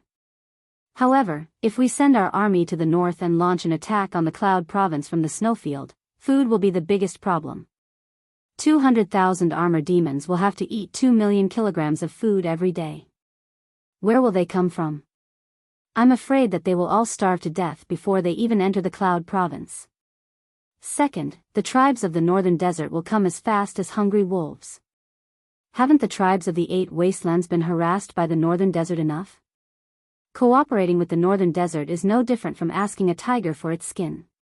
Maybe the Cloud Province will be destroyed before we even enter our nest. Third, the Tongtian Gorge is the foundation of the Protoss. Only in the worm nest can we hatch the armor demons, the winged people, and the giant flying snakes. Without the help of these strange creatures, we will lose the foundation to challenge the Qin Empire. Shen Baichuan, do you know that war is unpredictable and water is unpredictable, but you don't know how to adapt to the situation, time, and place? Marshall is right, but I have a way to deal with all of them. Shen Baichuan smiled confidently and said, "First, food will not be a problem. Although it is spring, the Zhongnan family can still provide food for 100,000 armor demons. The other 100,000 can be fed like ducks. Kill 1,000 armor demons every day and feed the rest of the armor demons, which can last for a month." Second, although the northern desert is a wolf, they are still bullied by the Qin Empire. If we promise them great benefits, they will definitely work for the Protoss. Third, as long as Lin Muyu gives the order, the magic crystal cannons will blast the sky, and the army will advance step by step. With the cultivation of the God State experts like Lin Muyu and Tang Xiaoxi, does Marshal Qianfeng still think that the giant flying snakes can be of use? Feed the armor demons with the corpses of the armor demons? Qianfeng couldn't help but laugh. I'm afraid only General Shen Baichuan can think of such a cruel way to exterminate the armor demons. The armor demons are beasts, why not? As the saying goes, the merciful do not lead the army. Marshal Qianfeng should understand this, right? Shen Baichuan did not budge an inch and sneered, no wonder the marshal lost to Lin Muyu time and time again. Qianfeng trembled with anger. Shen Baichuan, do you want the entire Protoss to be consigned to eternal damnation? No, I will only let the Protoss become the masters of the shattered cauldron world again. Shen Baichuan turned around and looked at the demon emperor. He knelt down on one knee and raised a golden seal in his hand. Your Majesty, the Zhongnan family's golden seal is here. As long as your Majesty agrees, Shen Baichuan is willing to lead the 100,000 cavalrymen of the Zhongnan family to regain the lost territory for your Majesty. However, we cannot use Marshal Qianfeng's strategy anymore. The marshal is merciful and doesn't want blood to be spilled. Naturally, he can't contend with famous generals like Lin Muyu, Feng Jixing, and Xiang Yu. Feng Yuan took a deep breath. He naturally knew that other than the 200,000 armor demons under Qianfeng's command, the 100,000 cavalrymen of the Zhongnan family was the most reliable. Thus, he asked, "Young general, where are the 100,000 cavalrymen of the 8 wastelands defending?" "They are at the 8 wastelands, waiting for your majesty to dispatch them." Shen Baichuan lowered his head. What he meant was that if Feng Yuan didn't withdraw from the Tongtian Gorge, the 100,000 cavalrymen wouldn't be dispatched by Feng Yuan. "Qianfeng," Feng Yuan suddenly called out. Qianfeng hastily cupped his fists and knelt on the ground. "Imperial father, Qianfeng is here." You. Demon King's eyes flickered. "Very well. Someone, give the other commander's seal to Shen Baichuan. From now on, Shen Baichuan and Qianfeng will be the commanders of the divine race. Shen Baichuan will command the 100,000 cavalrymen of the 8 wastelands, while Qianfeng will command the 200,000 armor demons. That's it." Shen Baichuan's face was full of joy as he took the commander's seal. "Thank you for your kindness, Your Majesty, but... Your Majesty, if you want me to attack the Cloud Middle Province, I'll need an army of 100,000 armor demons. Additionally, I'll need 10 giant flying snakes. In your dreams." Qianfeng's voice was cold. "I won't hand over the armor demons to an unscrupulous person." Shen Baichuan only snickered, but didn't say anything. Feng Yuan opened his mouth. "Qianfeng, cede the military power according to Commander Shen's request. Our divine race needs a way out. The Tongtian Gorge is so narrow, it's not a good place to stay for long, Imperial Father." Qianfeng raised his head to look at Feng Yuan, only to see that Feng Yuan's face was old. Feng Yuan was an old man. Even after stepping into the God realm, he still began to grow old. He had long lost his original ambition. Chapter 714. Divine Realm. Squeak squeak sounds were incessant. The 2 spirit mountains floating in the heaven realm were constantly colliding and fusing together. The core energy within the spirit mountains was constantly making noises, as if it would explode at any time. Swish swish swish, streaks of white light descended and converged into the figures of battle angels. They were all dressed in the same attire and equipment. They were clad in silver armor, and wings of light slowly unfurled behind them. Among them, a female angel with 6 wings and a sword of light in her hand stood quietly in the air above the 2 spirit mountains. She was silent and just looked at them. Her emotionless eyes flashed with an enchanting brilliance. Her skin was smooth and her facial features were exquisite. She was an absolute beauty. Shi Yan, one of the 6-winged scorching angels, and one of the highest authorities of the Western Heaven realm. A 4-winged angel flew in the air and said respectfully, "Lord Angel Shi Yan, the 2 spirit mountains have begun to fuse, and the plain walls have disappeared. They can no longer be separated." "Damn it," Shi Yan frowned slightly and said, "Have the people from East Heaven arrived?" "They have. They have been guarding the other spirit mountain." At the request of the Western Heaven realm, although the 7 luminaries Demon Emperor did not come personally, he sent his most trusted God Emperor, named Xiao. "Humph." The light on the blade in Shi Yan's hand soared and said, "The people from East Heaven are so arrogant. They actually want us to wait for them here?" At this moment, the energy in the space suddenly became chaotic. Pa, a spatial crack appeared in front of them. In the next moment, a beautiful figure floated out of the spatial crack.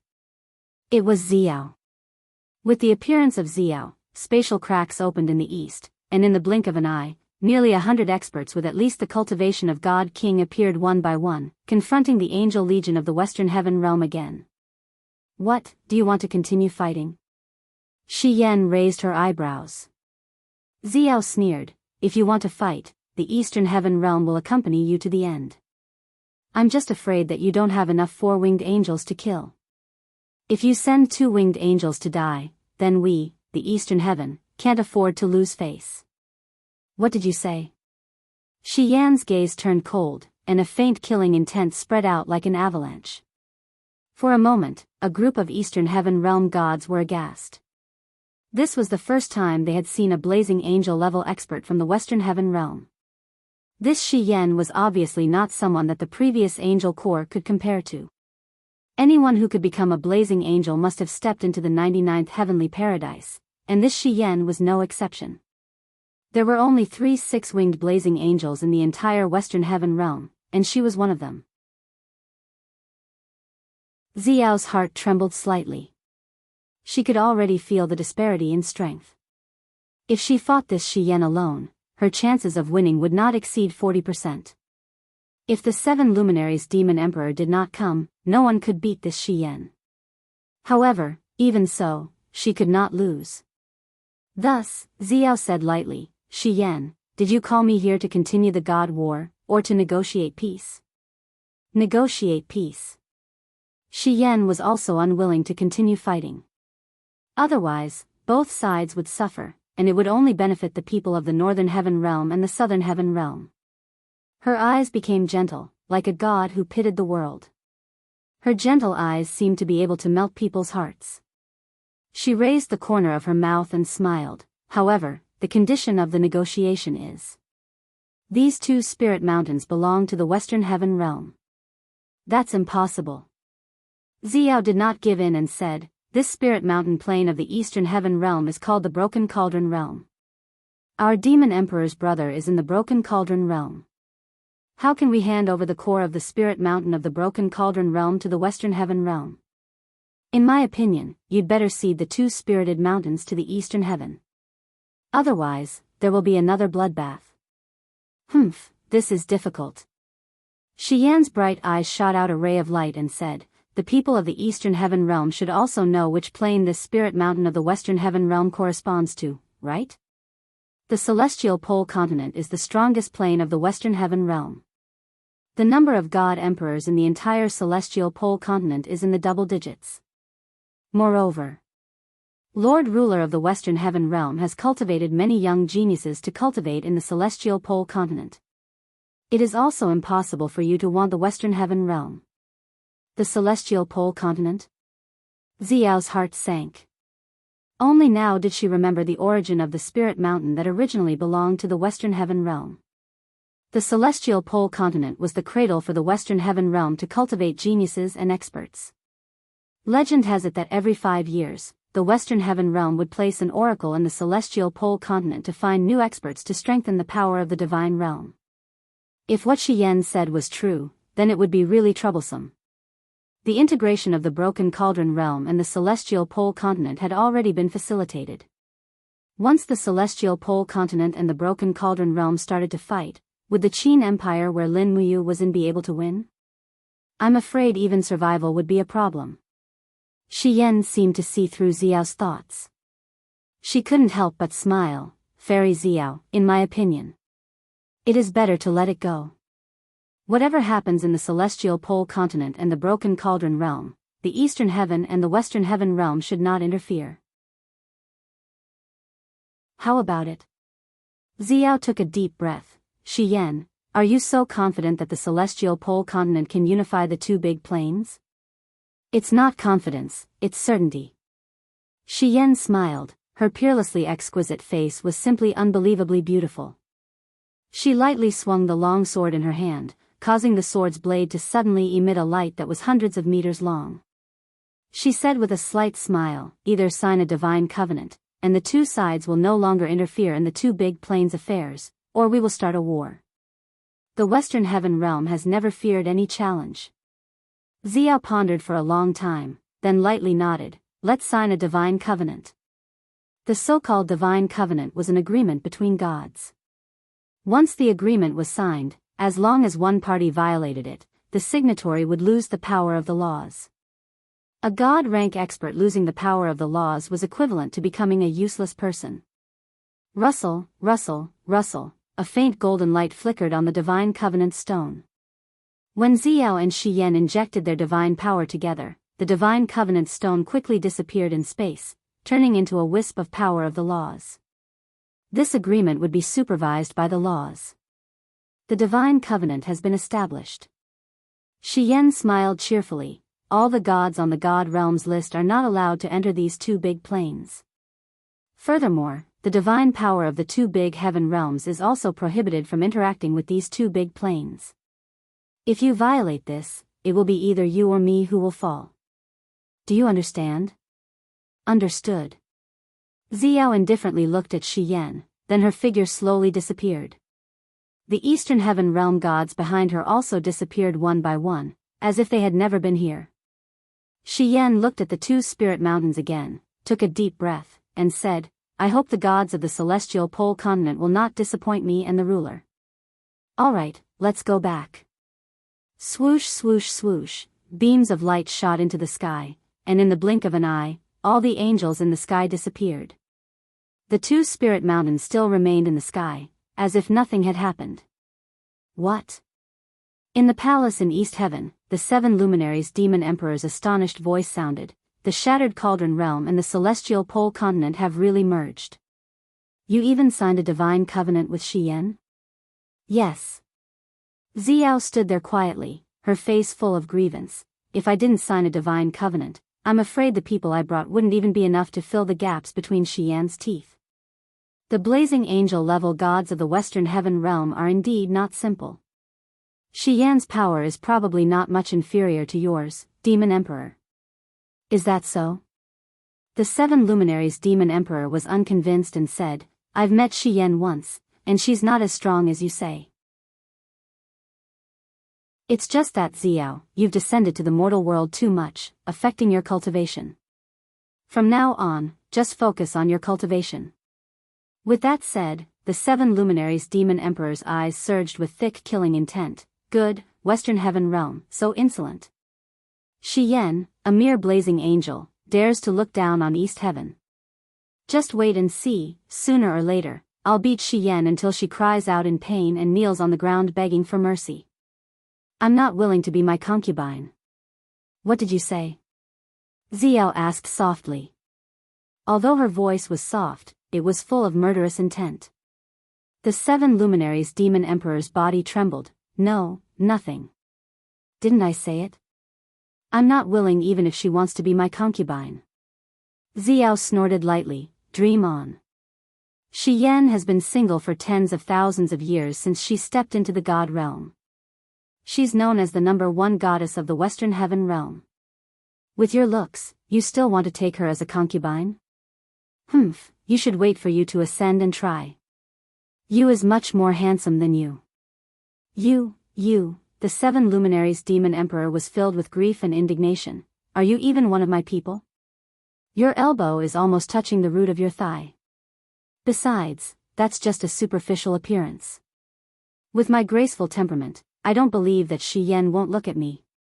Unless you use the seven glorious stars transformation to hit her, I don't think she will necessarily look at you. Xiao said indifferently. The seven luminaries' Demon Emperor didn't care much about it. He rubbed his nose and said, I'm afraid that next will be trouble for that brat you. After signing the divine pact, we can't even send a divine oracle to you. Even if his telekinesis penetrates the plane, we might not be able to receive it. Whether the shattered cauldron realm can escape this calamity depends on you, Feng Jixing, Qin Yin, and Tang Xiaoxi. Don't worry. Xiao smiled slightly. This is also Yu's cultivation. This is the test of fate. If he can't pass this, how can he become the supreme ruler of the god realm? Yes. Unknown alternate world. The dark land was barren. Only a little starlight shone down from the sky. The ground was full of barren wreckage. It was hard to tell whether it was the bones of animals or humans. Even the wild grass was black. It was probably because it hadn't been exposed to sunlight for a long time. Boom. Boom. An intense shock came. A four-legged beast about 20 meters tall stepped over the barren mountain ridge. Its roar shocked the surroundings. This was a dog beast. It looked like a vicious dog, but its body was surrounded by layers of rocks. It was probably only in such a dangerous environment that such an ugly, clumsy beast could appear. The dog beast howled angrily. Probably because it had been hungry for too long, it opened its mouth and bit a fiery red rock. However, its luck was obviously not good. One of its teeth was directly knocked out. Woo woo, the dog beast retreated a few steps. Suddenly, the sound of rushing wind came. Pooh! A steel arrow as thick as an arm directly penetrated the dog beast's head and shot out from its lower jaw. Instantly, the huge beast collapsed. Its skin burst open, revealing the stinking internal organs and blood. In the sky, a person was flying in the wind. Under the starlight, he frowned. Damn, another pile of smelly meat. How unlucky. Is there only one piece of fresh meat in the banished land?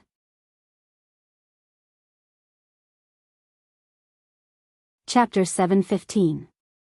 The land of exile, as its name suggested, was a plain of exile. Those who could come to the land of exile were destined to be exiled evildoers. They were either villains or people who had offended the nobles. The land of exile was filled with ferocious beasts and countless experts, but only a few could walk out of the land of exile alive.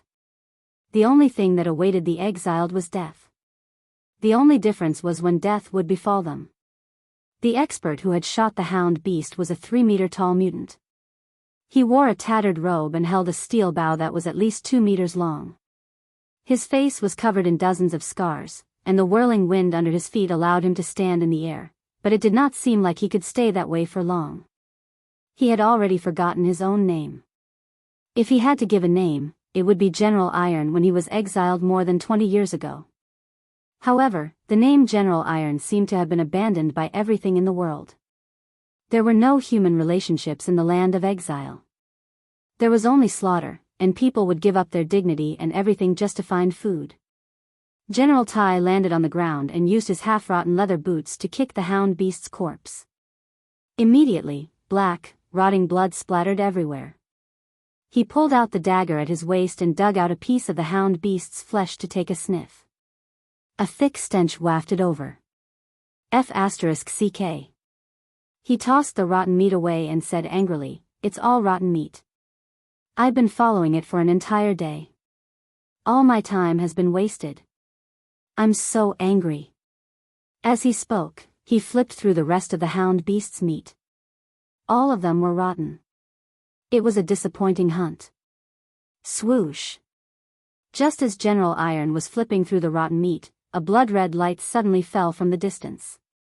Was that the light of the exiled? General Iron's memory was still very clear. He had brought this light to the land of exile all those years ago. That should be the exiled person, right? Human flesh works too. General Iron licked the corner of his lips. The last time he had eaten human flesh was not that long ago. Just half a month ago, it was a young man in his 20s. He was in the heavenly realm, but General Iron had killed him with a single palm strike. The flesh on his body was enough to last him for 10 days if it did not rot.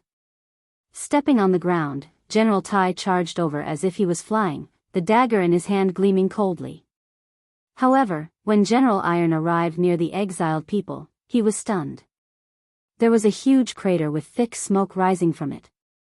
At the center of the crater, there was a golden ball lying there quietly. The light it emitted would occasionally surge and then disappear. What is this? General Tai picked up the ball and did not find it scalding at all. Instead, it felt cool and refreshing. Moreover, a wave of vigorous light elemental energy flowed into General Tai's body through the ball. It was very stimulating. This. General Tai was taken aback. At this moment, the sphere suddenly disappeared with a flash, turning into streaks of light. The light gradually condensed into the figure of a girl around 5 years old. However, the girl's eyes were blood-red as she stared at General Tai silently. "It's a doll. What the hell?" General Tai grunted coldly and said, "Kid, who are you? Why were you exiled here? Tell me the truth, or I'll eat you. Understand?" The girl looked at General Tai in a daze. There was a hint of fear in her blood-red eyes as she asked, "Where is this?" "This is the banished land." Tell me first. Who are you? The girl stood there in a daze. After a few seconds, she still shook her head blankly. I don't know who I am either. Then why are your eyes blood red? General Tai squatted down and placed his dagger against the back of the girl's neck. As long as the girl made any movements, her head would be removed immediately. I don't know either. The girl said blankly. Humph, General Tai's palm moved gently. He was searching for a gap in the girl's neck bones so that he could kill her in a single strike. In the decades he had spent in the banished land, he had gradually learned to turn killing into an art. Otherwise, how hard would it be to endure the years of decay? Just then, a cloud of smoke suddenly rolled over from the bushes in the distance. Strangely enough, the smoke did not rise up. Instead, it lay on the ground. General Tai hurriedly retreated a few steps with his dagger in hand. It was a fog beast. The fog beast was one of the most common wild beasts in the banished land, but it was also one of the most lethal enemies. The fog beast moved silently and was used to hiding in the fog at night to ambush its opponents. Its teeth were sharp and it could kill its enemies in a single strike. However, the girl frowned. Suddenly, as though she had gone berserk, the blood-red glow in her eyes intensified. She crawled on the ground and charged at the fog beast at lightning speed. Immediately, the fog scattered. The girl fought the beast in the fog. She was silent, but the fog beast let out a tragic cry that sounded like a cat's meow. In the blink of an eye, the fog dispersed. The girl was lying on the corpse of a fog beast that weighed about 50 kilograms. She opened her mouth and bit down on the fog beast's neck. You. General Tai actually felt a little timid at that moment. What's wrong? The girl opened her mouth, revealing a pair of bloody fangs. How was this a girl? She was more like a tiny demon. You can sense the fog beast? General Tai asked. What's a fog beast? The girl was confused. This one. General Tai pointed at the fog beast's corpse on the ground. Yes. The girl nodded. I can smell his aura. Is that so? General Tai was very shocked. Regardless of what this girl was, the fact that she could sense the fog beast's aura proved that she was a natural hunter. There was nothing lacking in the land of exile except a hunter with a strong sense for danger. General Tai had almost been killed over the years precisely because he lacked this ability. Therefore, General Tai suddenly made up his mind. He lowered his body and placed his hands on the ground. Looking at the girl who was less than a meter tall, he said, "Little girl, since you don't know where this is, why don't you follow me? I'll give you food and protect you." Yes. The girl nodded, but she didn't seem happy or unhappy. She just nodded in agreement. General Tai grinned, revealing 2 rows of yellow teeth. He said, "Since you're following me, you have to call me Dad. How about it? You be my daughter and hunt the beasts in the land of exile for me. I'll be your dad and protect you from being bullied." The girl still nodded. Okay. General Tai was overjoyed. He grabbed the fog beast's legs and slung it over his shoulder. He said, "Then let's go home. This fog beast's meat is enough for us to eat for a week. We have to hunt the next prey within a week, or we'll starve." "Right, what's your name?" "I don't have a name," the girl said. Your eyes are red. In my hometown, there's a type of people with red eyes. We call them demon spirits. How about this? You should be a demon spirit too, and a small one at that. I'll call you Little Demon." Little Demon? The girl was confused. Then, I'll be called Little Demon? Yes, your name will be Little Demon. I have a name. The girl finally revealed a hint of joy. Yes, you have a name. Let's go home now. 2 figures, one big and one small, slowly moved under the starlight. The land of exile was very vast. It was said that no one had ever reached the end. No one knew what was at the end of the land of exile, but one thing was for sure. Every inch of the land of exile had an owner, also known as a lord. If one wanted to become the owner of a piece of land, they had to kill the previous owner, and then, most of the time, they would be eaten. The land of exile didn't grow food. Almost all the food came from the exiles who fell from the sky, as well as the evil beasts that lived there. However, most of the evil beasts in the land of exile were very strong and hard to deal with. Smart people would rather provoke their own kind than wild beasts. General Tai's territory wasn't big. It was less than 5 kilometers wide.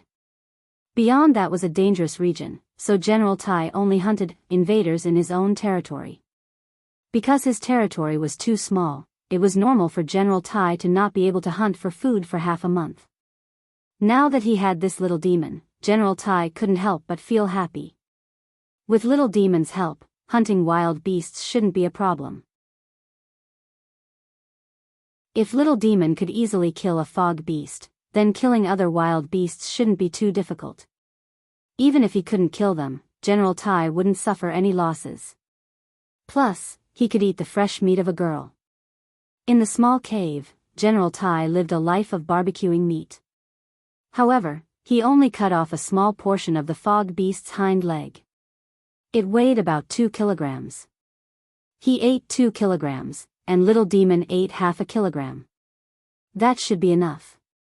Looking at her small body, she shouldn't be able to eat much. Before long, the fragrance of meat wafted out. The girl sat on the meadow and finally snapped out of her reverie. She immediately looked straight at the roasted meat on the wooden stick. She didn't say a word and only looked at it calmly. The corner of her mouth revealed a cute fong, as though General Tai would fly into a rage if he didn't give him food. "Are you hungry?" General Tai asked with a smile. "Yes." The girl replied emotionlessly. "Come, eat." General Tai cut off a piece of meat. The girl finished it in 2 or 3 bites and didn't find it too hot. "It can't be." General Tai was dumbfounded. He cut off another piece of meat and the girl finished it in 2 or 3 bites. Therefore, General Tai ate less than half a kilogram of meat out of the 5 kilograms. He had no choice but to change his plans. Given the little demon's appetite, he had to kill a new prey within 3 days or he would starve. Starlight shone on the edge of the cave as the bonfire flickered its last bit of light. The little demon fell into a deep sleep on the meadow. General Tai held a dagger in his hand and sharpened a sturdy wooden stick into an arrow. As he did so, he glared coldly at the girl.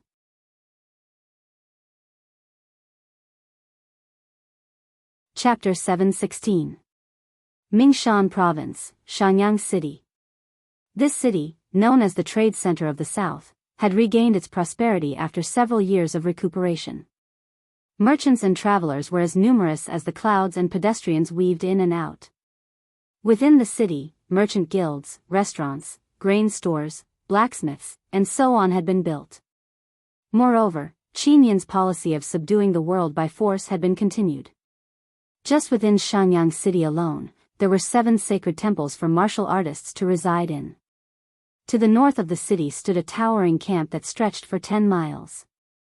This was the Mingshan army that guarded Mingshan province.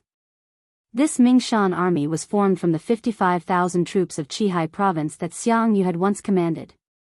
Together with the recruits from the province, there was an army of 100,000 people.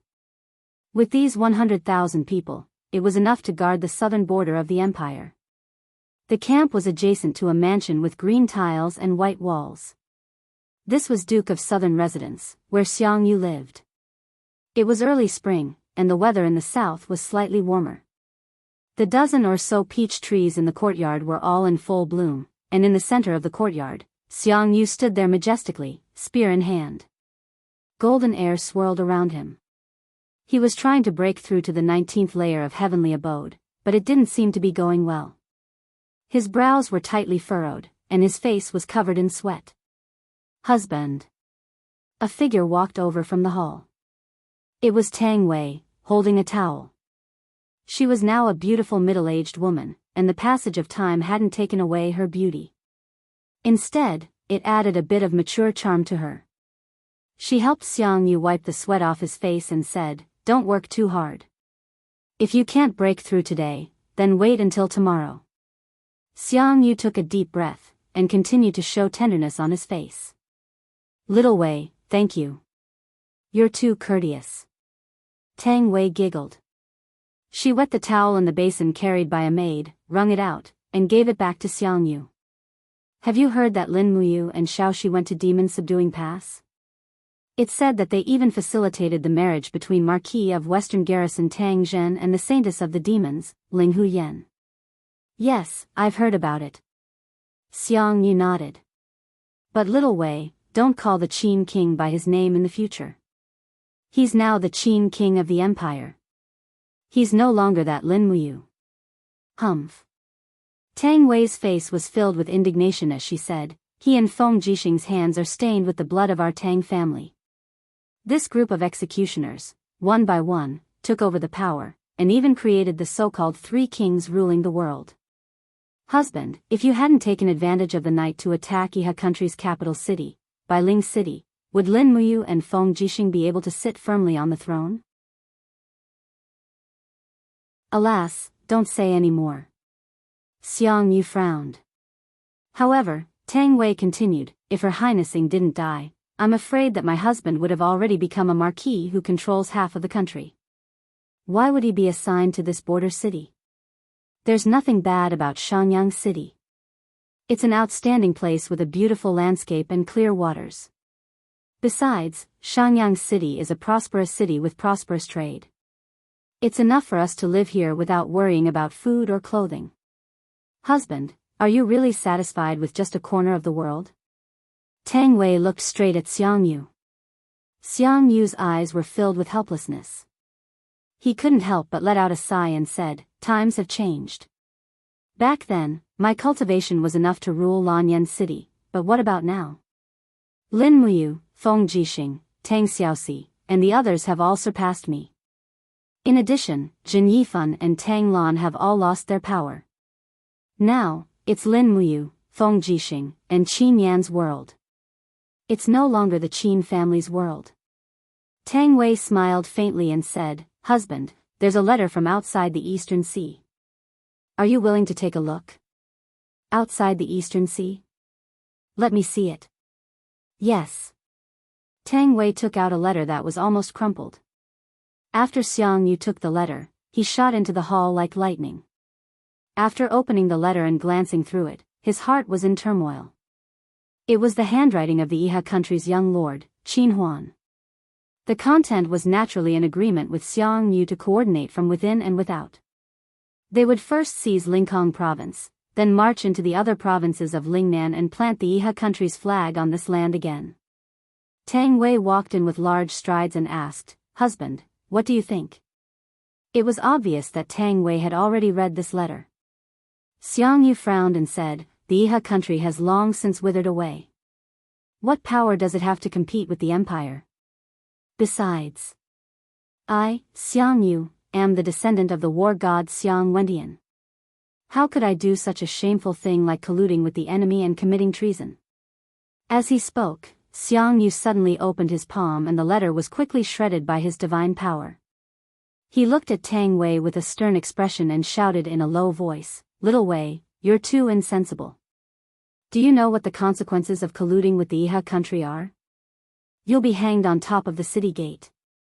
I hope you can learn to be smarter and stop doing such foolish things. I won't remind you of this a second time. You're on your own now." Xiangyu turned around and left for the Mingshan army's camp. He left Tang Wei standing there alone, tears pouring out of her eyes. Tang Wei's body trembled as she murmured, "Xiangyu, have you forgotten that you're the Tang family's son-in-law? Is the Tang family's enmity not your enmity? How can you be the enemy's dog and ignore your grandfather's unjust death?" "Xiangyu, since you're heartless, don't blame me for being unjust." Behind her, a black-robed attendant floated out like a ghost. He was about 50 years old and had a weathered face. He said respectfully, "Princess Wei, are you calling for this subordinate?" Tang Wei's beautiful eyes were filled with killing intent as she said, how's the preparation of the magic crystals?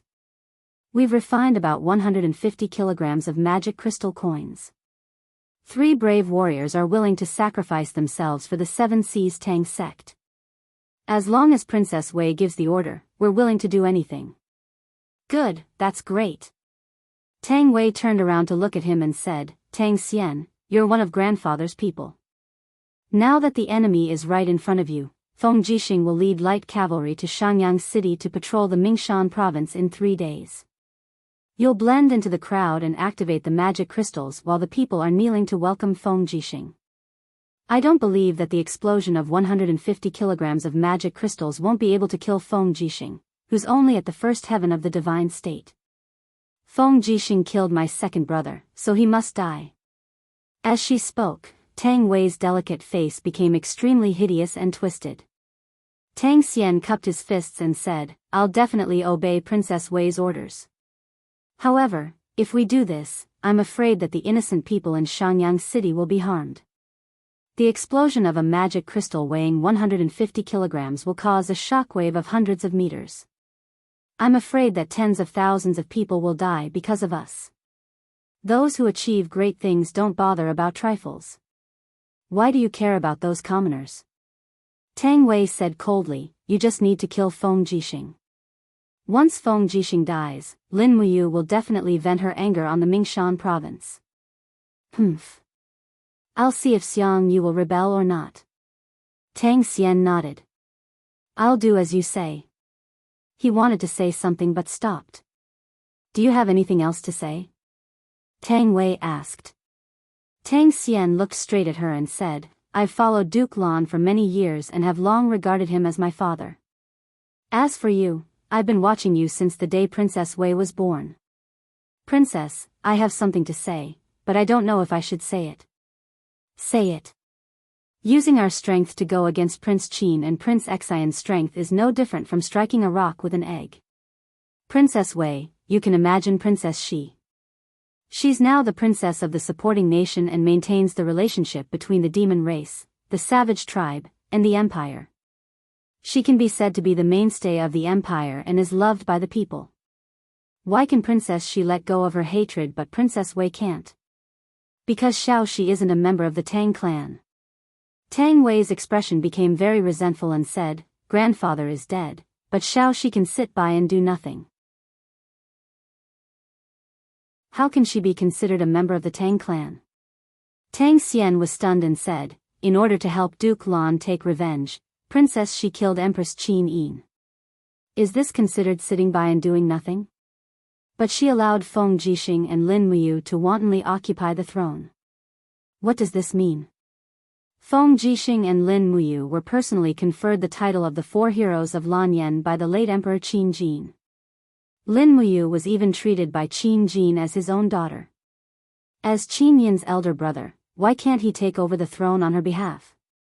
Princess Wei, you're also a member of the Tang clan's bloodline. I'm truly unwilling to see this line of bloodline come to an end of mutual destruction. As he spoke, Tang Xian slowly knelt down and said, this is all this old general has to say. But as long as Princess Wei wants old general to kill Feng Jixing, old general will definitely disregard my life and do it. This is the favor I owe Duke Lan. Tang Wei's delicate body trembled, and she lowered her body to help Tang Xian up and said, Uncle Tang Xian, Little Wei only requests that you kill Feng Jixing this time and take revenge for Tang Lu. As long as Feng Jixing is dead, the Tang clan will have a new chance to take a turn for the better. Yes, old general obeys. Tang Xian stood up, and his eyes were filled with despair. His back view that turned around and left looked especially aged. Regardless of whether he succeeded or not, he would definitely not be able to return once he left. Swish. The arrow that was carved from hardwood flew past the back of the Radiance Beast. The arrowhead wasn't sharp enough and was actually unable to penetrate the back of the Radiance Beast that was covered in thick armor and thorns. Little Yao, hurry up and attack. Kill it, and it will be our next food. Holding the longbow, General Tai rapidly retreated, increasing the distance between him and the Radiance Beast. Roar! Roar! The Radiance Beast roared angrily because it was attacked. The thorns on its body stood up, and it bared its teeth as it pounced over. This kind of radiance beast was very common in the land of exile. Its skin was very hard, and ordinary blades and swords wouldn't be able to pierce through it. What was more troublesome was that the radiance beast's body was covered in thick thorns that were abnormally sharp. Furthermore, these thorns carried venom. Therefore, the majority of the wild beasts that fought with the radiance beast would still die from poison even if they could kill it. Although the radiance beast was terrifying, the freshness of its meat was rare in the entire land of exile. It was the most delicious when cooked into soup. SSS, the girl crawled in the grass. Her pair of beautiful blood-colored pupils were filled with hostility. Suddenly, she charged forward. With a loud bang, her beautiful face almost slid across the ground, directly knocking the radiance beast upside down. The radiance beast's abdomen was soft and tender, so it didn't have any prickles. Before the radiance beast could react, the girl spread open her 5 fingers, and a dense blood-colored aura directly tore open the radiance beast's abdomen, almost tearing out its intestines. Roar! The radiance beast struggled and roared. Its huge body suddenly flipped over, and its sharp claws swept across, instantly leaving behind stab wounds on the girl's cheeks and shoulders.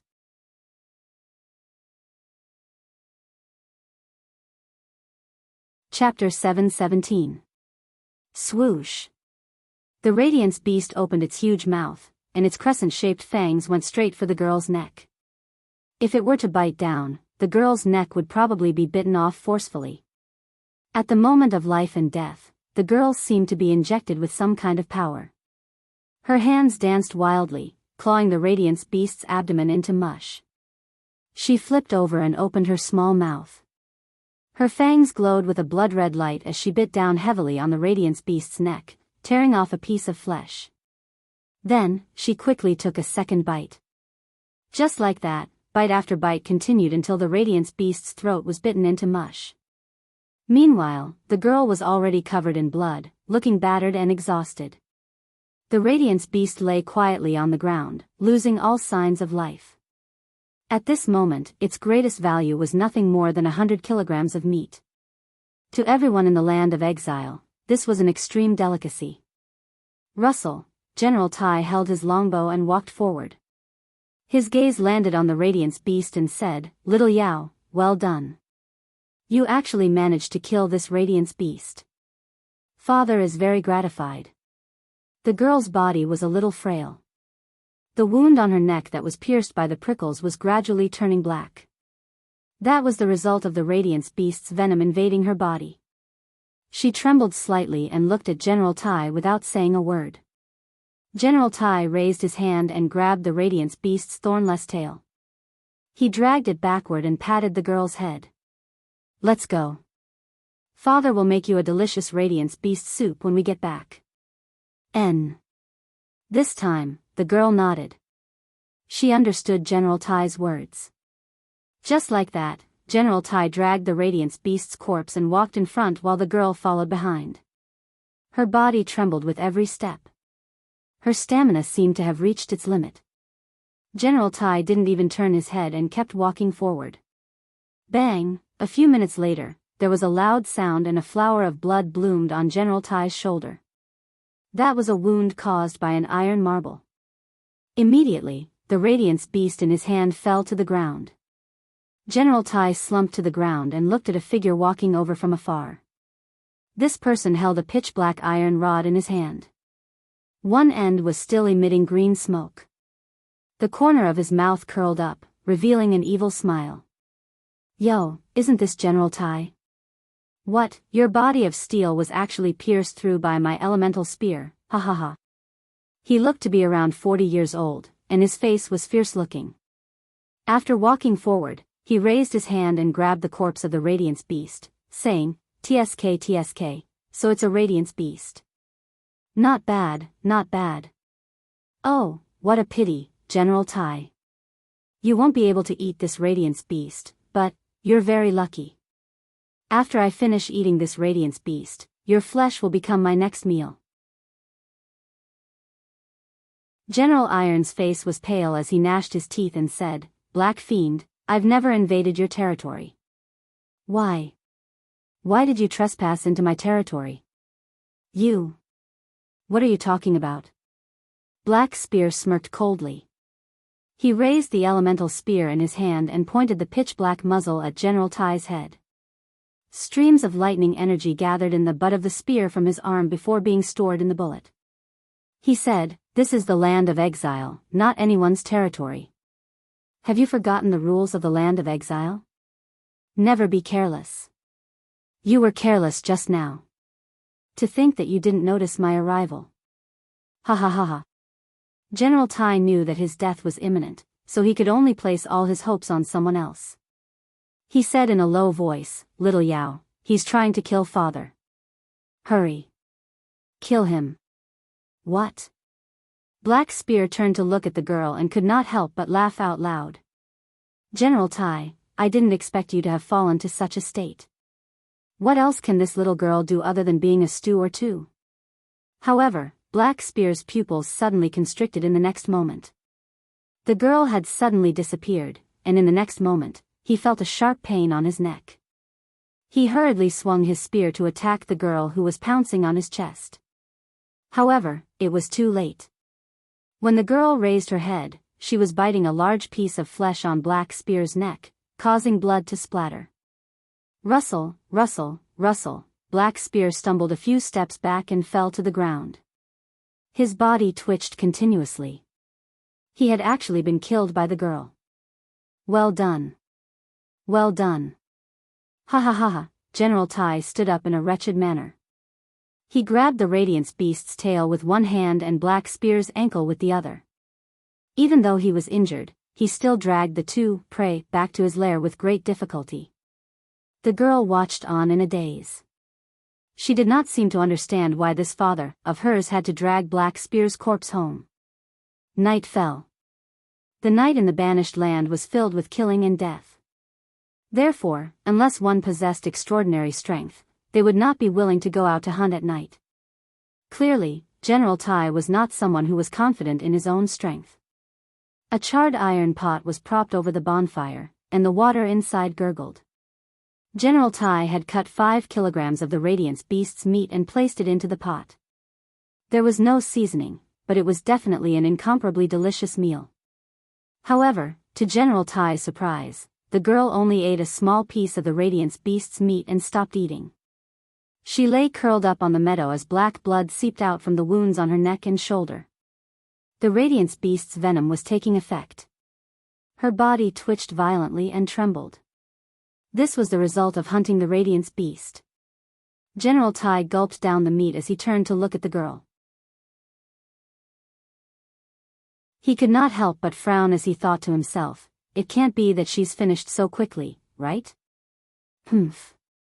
If that's the case, I'll have to find a new assistant. It was not until the next morning that the girl finally woke up.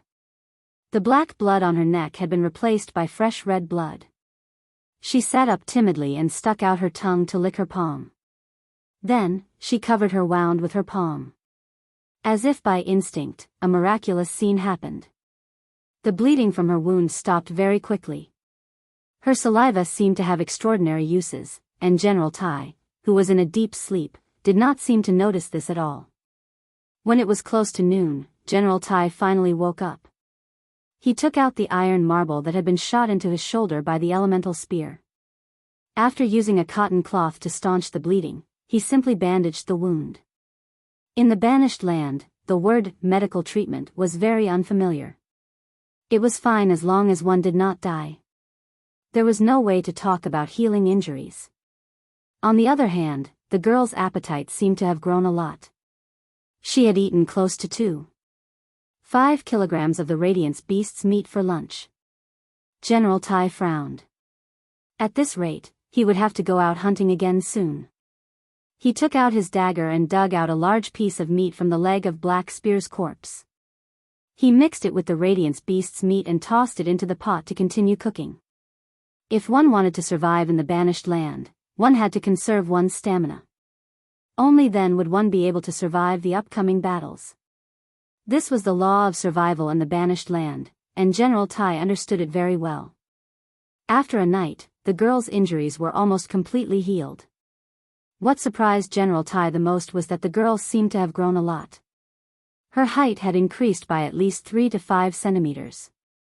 It was as if such growth had happened overnight. This also explained why her appetite was so terrifying. Perhaps I'll grow stronger when I grow up. General Tai chuckled. The girl did not understand what General Tai was talking about. She only continued to eat the meat in her bowl and picked out Black Spear's flesh one by one. She only ate the Radiance beast's meat and did not seem too interested in human flesh. General Tai looked displeased. Thankfully, he was not a picky eater. Black Spear was an old enemy. Eating his flesh gave General Tai a strange, twisted sense of pleasure. Lowering his head to look at the wound on his shoulder, General Tai said, "When my injuries have recovered, we can go to the hunting grounds to try our luck. Perhaps, we might be able to kill 1 or 2 triceratops." Of course, the girl did not know what a triceratops was. She only asked, Is it delicious?" General Tai laughed out loud. "Delicious, of course it's delicious. However, the triceratops is also very powerful. Its 3rd horn can discharge electricity."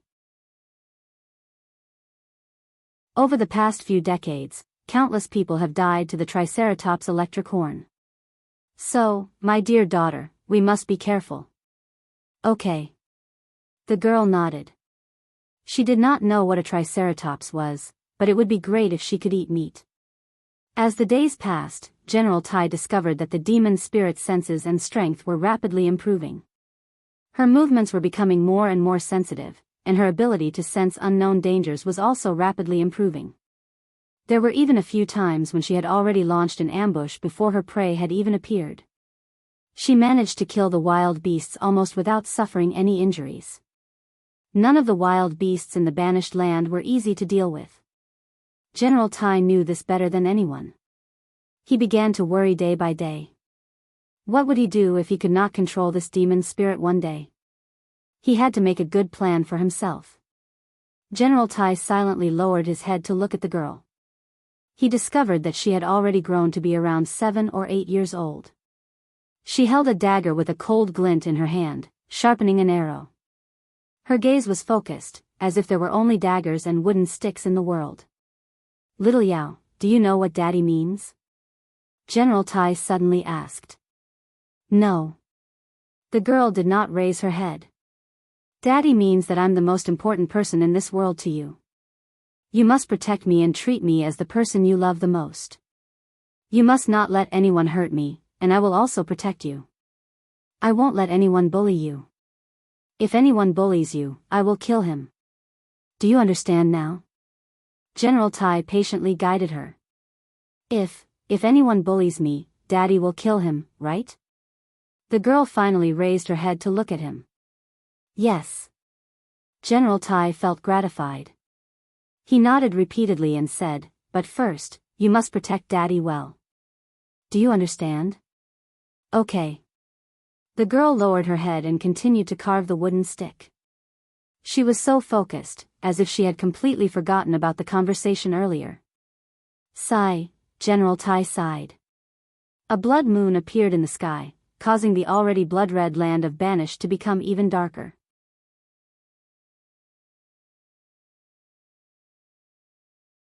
Chapter 718. What exactly is a Shura? Under the starry sky, Lanyan City was exceptionally quiet. Not far from the city, the National Monument was even quieter. Countless warriors who had sacrificed their lives for the Empire were buried under the huge stone tablets. Lin Muyu was lying on his back under a stone tablet, his hand supporting the back of his head. He looked up at the starry sky and suddenly asked this question.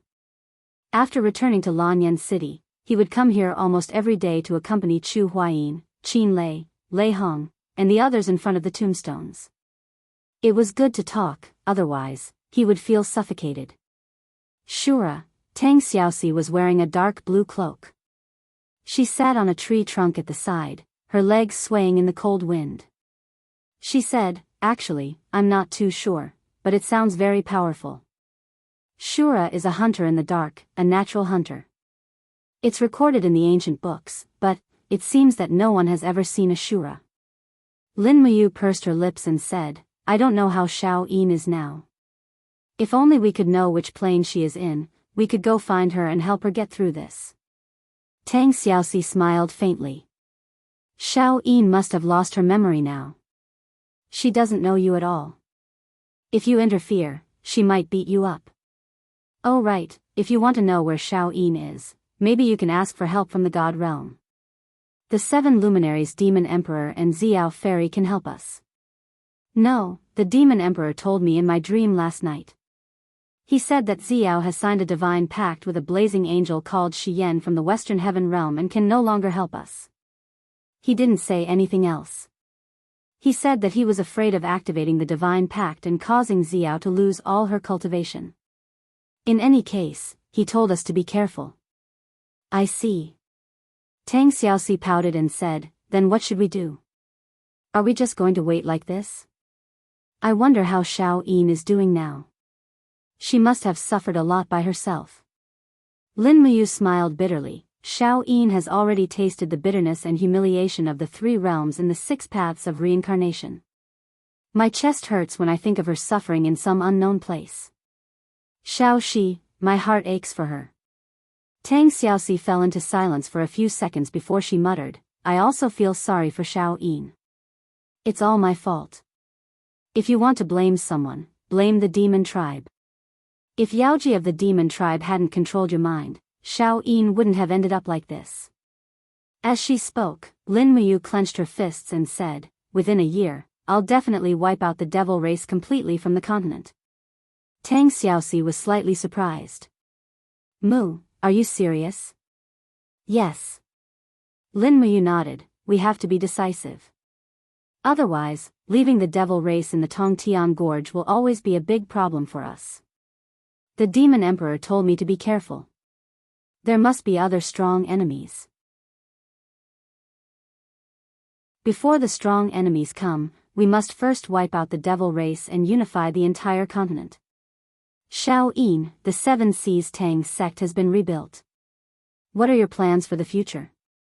The 7 Seas Tang sect has Tang Zong. I've already imparted all of the fire god's seal to him. I believe that with Tang Zong's comprehension, he'll have great achievements in 3 to 5 years. The Tang sect won't need me then. I think. I want to be with you and wait for Xiao Yin to return. Lin Muyu suddenly smiled, and then stay by my side.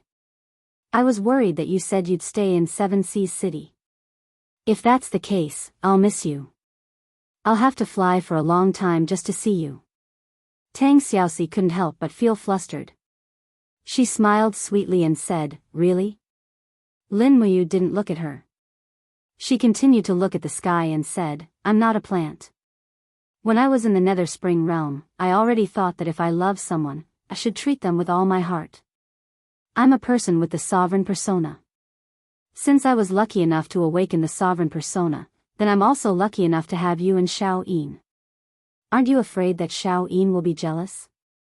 Tang Xiaoxi asked carefully, afraid that his answer wouldn't satisfy her. Lin Muyu took a different approach and said, I'll thank the heavens if you're not jealous. I'm not worried about Xiao Yin. Tui, what kind of person do you think I am? I'm saying that because I didn't misjudge you. Humph. In the distance, a group of royal guards dressed in the armor of the royal guards were waiting. They watched the young man lying on the nation-guarding monument that was revered by the world. If it was anyone else who dared to be so disrespectful, they would have been dragged out and beheaded. However, the person in front of them was the Qin Emperor, Lin Muyu. He was the person who turned the tide. Furthermore, he had such a close relationship with Chu Huaying and Qin Lei when they were alive. Presumably, the 2 of the 4 heroes of Lan Yen who had died for the country wouldn't blame him for anything. Early in the morning, amidst the rumbling sounds of nooses, Shenyang City's north gate was opened. Countless commoners who were waiting to head out to farm or hunt filed out of the city. When it was close to noon, a group of royal guards appeared and sealed the city gate, preventing commoners from entering. There was no other reason for this. One of the empire's 3 kings, Feng Jixing, was going to arrive very soon. Outside the city, the flags of the empire's purple Yinghua flower and Prince Xian were intertwined. The number of people Feng Jixing had brought with him was not a lot, but it was not a small number either. There were 500 light cavalry troops accompanying him, and their extravagance was far from that of some dukes and marquises. After all, Feng Jixing had stepped into the divine realm a long time ago, and a forged celestial lattice had allowed his abilities to multiply. Now that he had obtained 2 divine weapons that were substandard divine weapons, it was clear that his abilities had improved by leaps and bounds. There was no need for him to worry about being assassinated. A row of cavalry troops opened up a path at the front. They held on to wooden shields, and all of them wore solemn expressions. After the 200 cavalry troops entered the city, a big horse finally galloped into the city. It was Feng Jixing, who had been waiting for a very long time. He felt very vexed at having to rely on the nobility, but those officials said that this was a rule passed down from their ancestors and that they could not go against it. Therefore, he could only put up with all of this. Following behind the cavalry troops, Feng Jixing wore a set of light gray armor and golden battle robes. Having stepped into the divine realm, he appeared even more handsome, causing the commoners in the city to be stunned. Then, should we believe in Prince Feng Jixing? He's so handsome, it's no wonder that such a character can eliminate the traitors of peace country. I wonder when Prince Xian will be choosing his concubine. I'm so excited. With Feng Jixing's ability, he was naturally able to hear the commoners' whispers. However, he pretended that he did not hear them. His left hand held onto the reins while his right hand held onto the hilt of the crimson phoenix sword. He wore a relaxed smile on his face as he kept on greeting the commoners on both sides of the road. Feng Jixing was only tempted by the matter of choosing his concubine, but he would definitely not act on it. He knew why he had come to Xiangyang City this time around. Jianghu was the southern country duke, a feudal lord. Therefore, Feng Jixing would definitely make a trip to the south once a month to meet with Jianghu. He would have a drink or 2 with him and chat about some trivial matters regarding the empire and Lanyan City, using this to probe Xianghu's heart. Feng Jixing knew that if Jianghu were to create trouble in the south, the empire would probably sink into another internal strife. Lin Muyu did not have the time to deal with such public relations. Therefore, Feng Jixing could only trouble Prince Xian. In the city, a group of guards went up to welcome them. Right in front was a general who wore 2 golden general stars. After getting off his horse, he knelt by the roadside and said respectfully, "I'm Xiangyang City's military superintendent commander, Lu Hao. I'm a country protector general and have been sent by the southern country duke to escort Prince Xian to the Mingshan army's headquarters." General Lu Hao, it's been hard on you. Get up and lead the way." "Yes, Your Highness." Lu Hao got on his horse and gave the order, "Turn the horses around and invite Prince Xian to the central camp." The cavalry was about to move forward when a commotion suddenly rang out. Feng Jixing quickly looked over and asked, "What's going on?" A captaincy said, "I don't know. It seems that someone wants to petition." Petition? Feng Jixing was stunned. The word petition had a long history. It was a way for commoners to express their wishes to the upper echelons. There were probably people who knew that today was the day Prince Xian would come to Xiangyang City. Therefore, there were people who wanted to petition. Since he was not in a hurry to head to the central camp, Feng Jixing waved his hand and said, "Let whoever wants to petition in." Yes.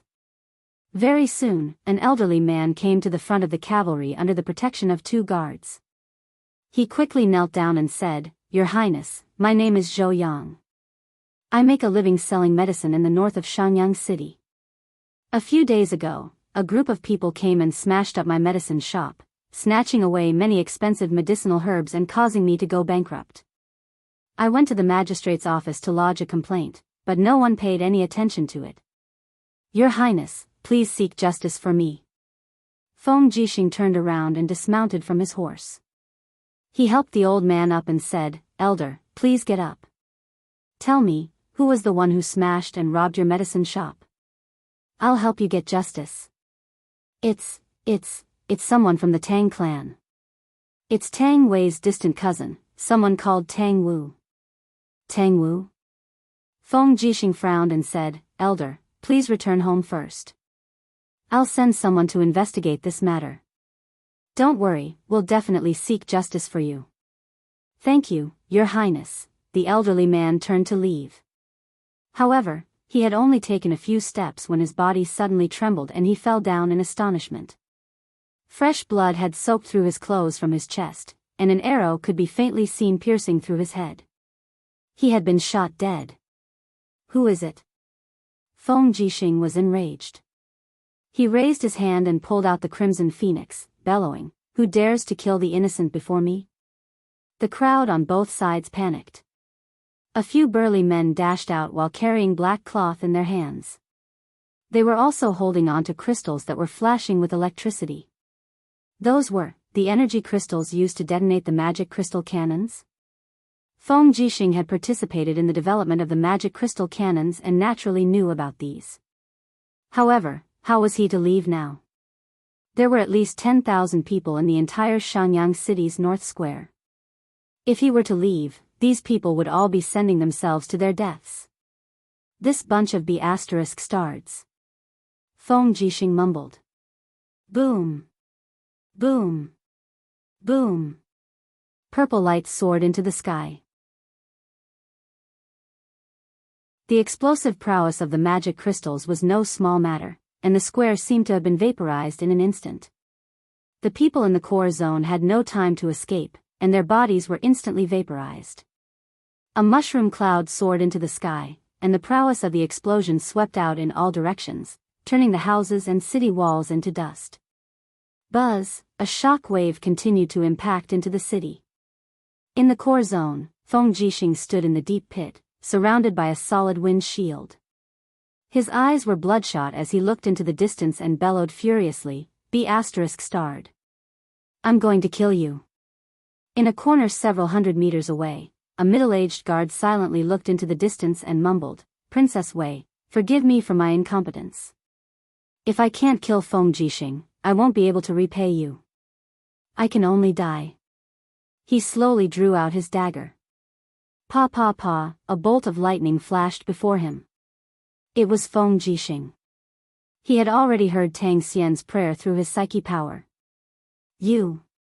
Tang Xian took a few steps back. Feng Jixing gritted his teeth and looked at him. Is it Tang Wei? Tang Xian didn't say anything. Feng Jixing's overwhelming aura surged towards him, and he had no way to defend himself. His spirit was instantly crushed, which meant that he had admitted it. Die. The crimson phoenix waved its hand, and Tang Xian's body instantly turned into a pile of dust. You're tuning into the Carefree Valley YouTube channel. Don't forget to subscribe and join us on this journey to catch the most captivating stories.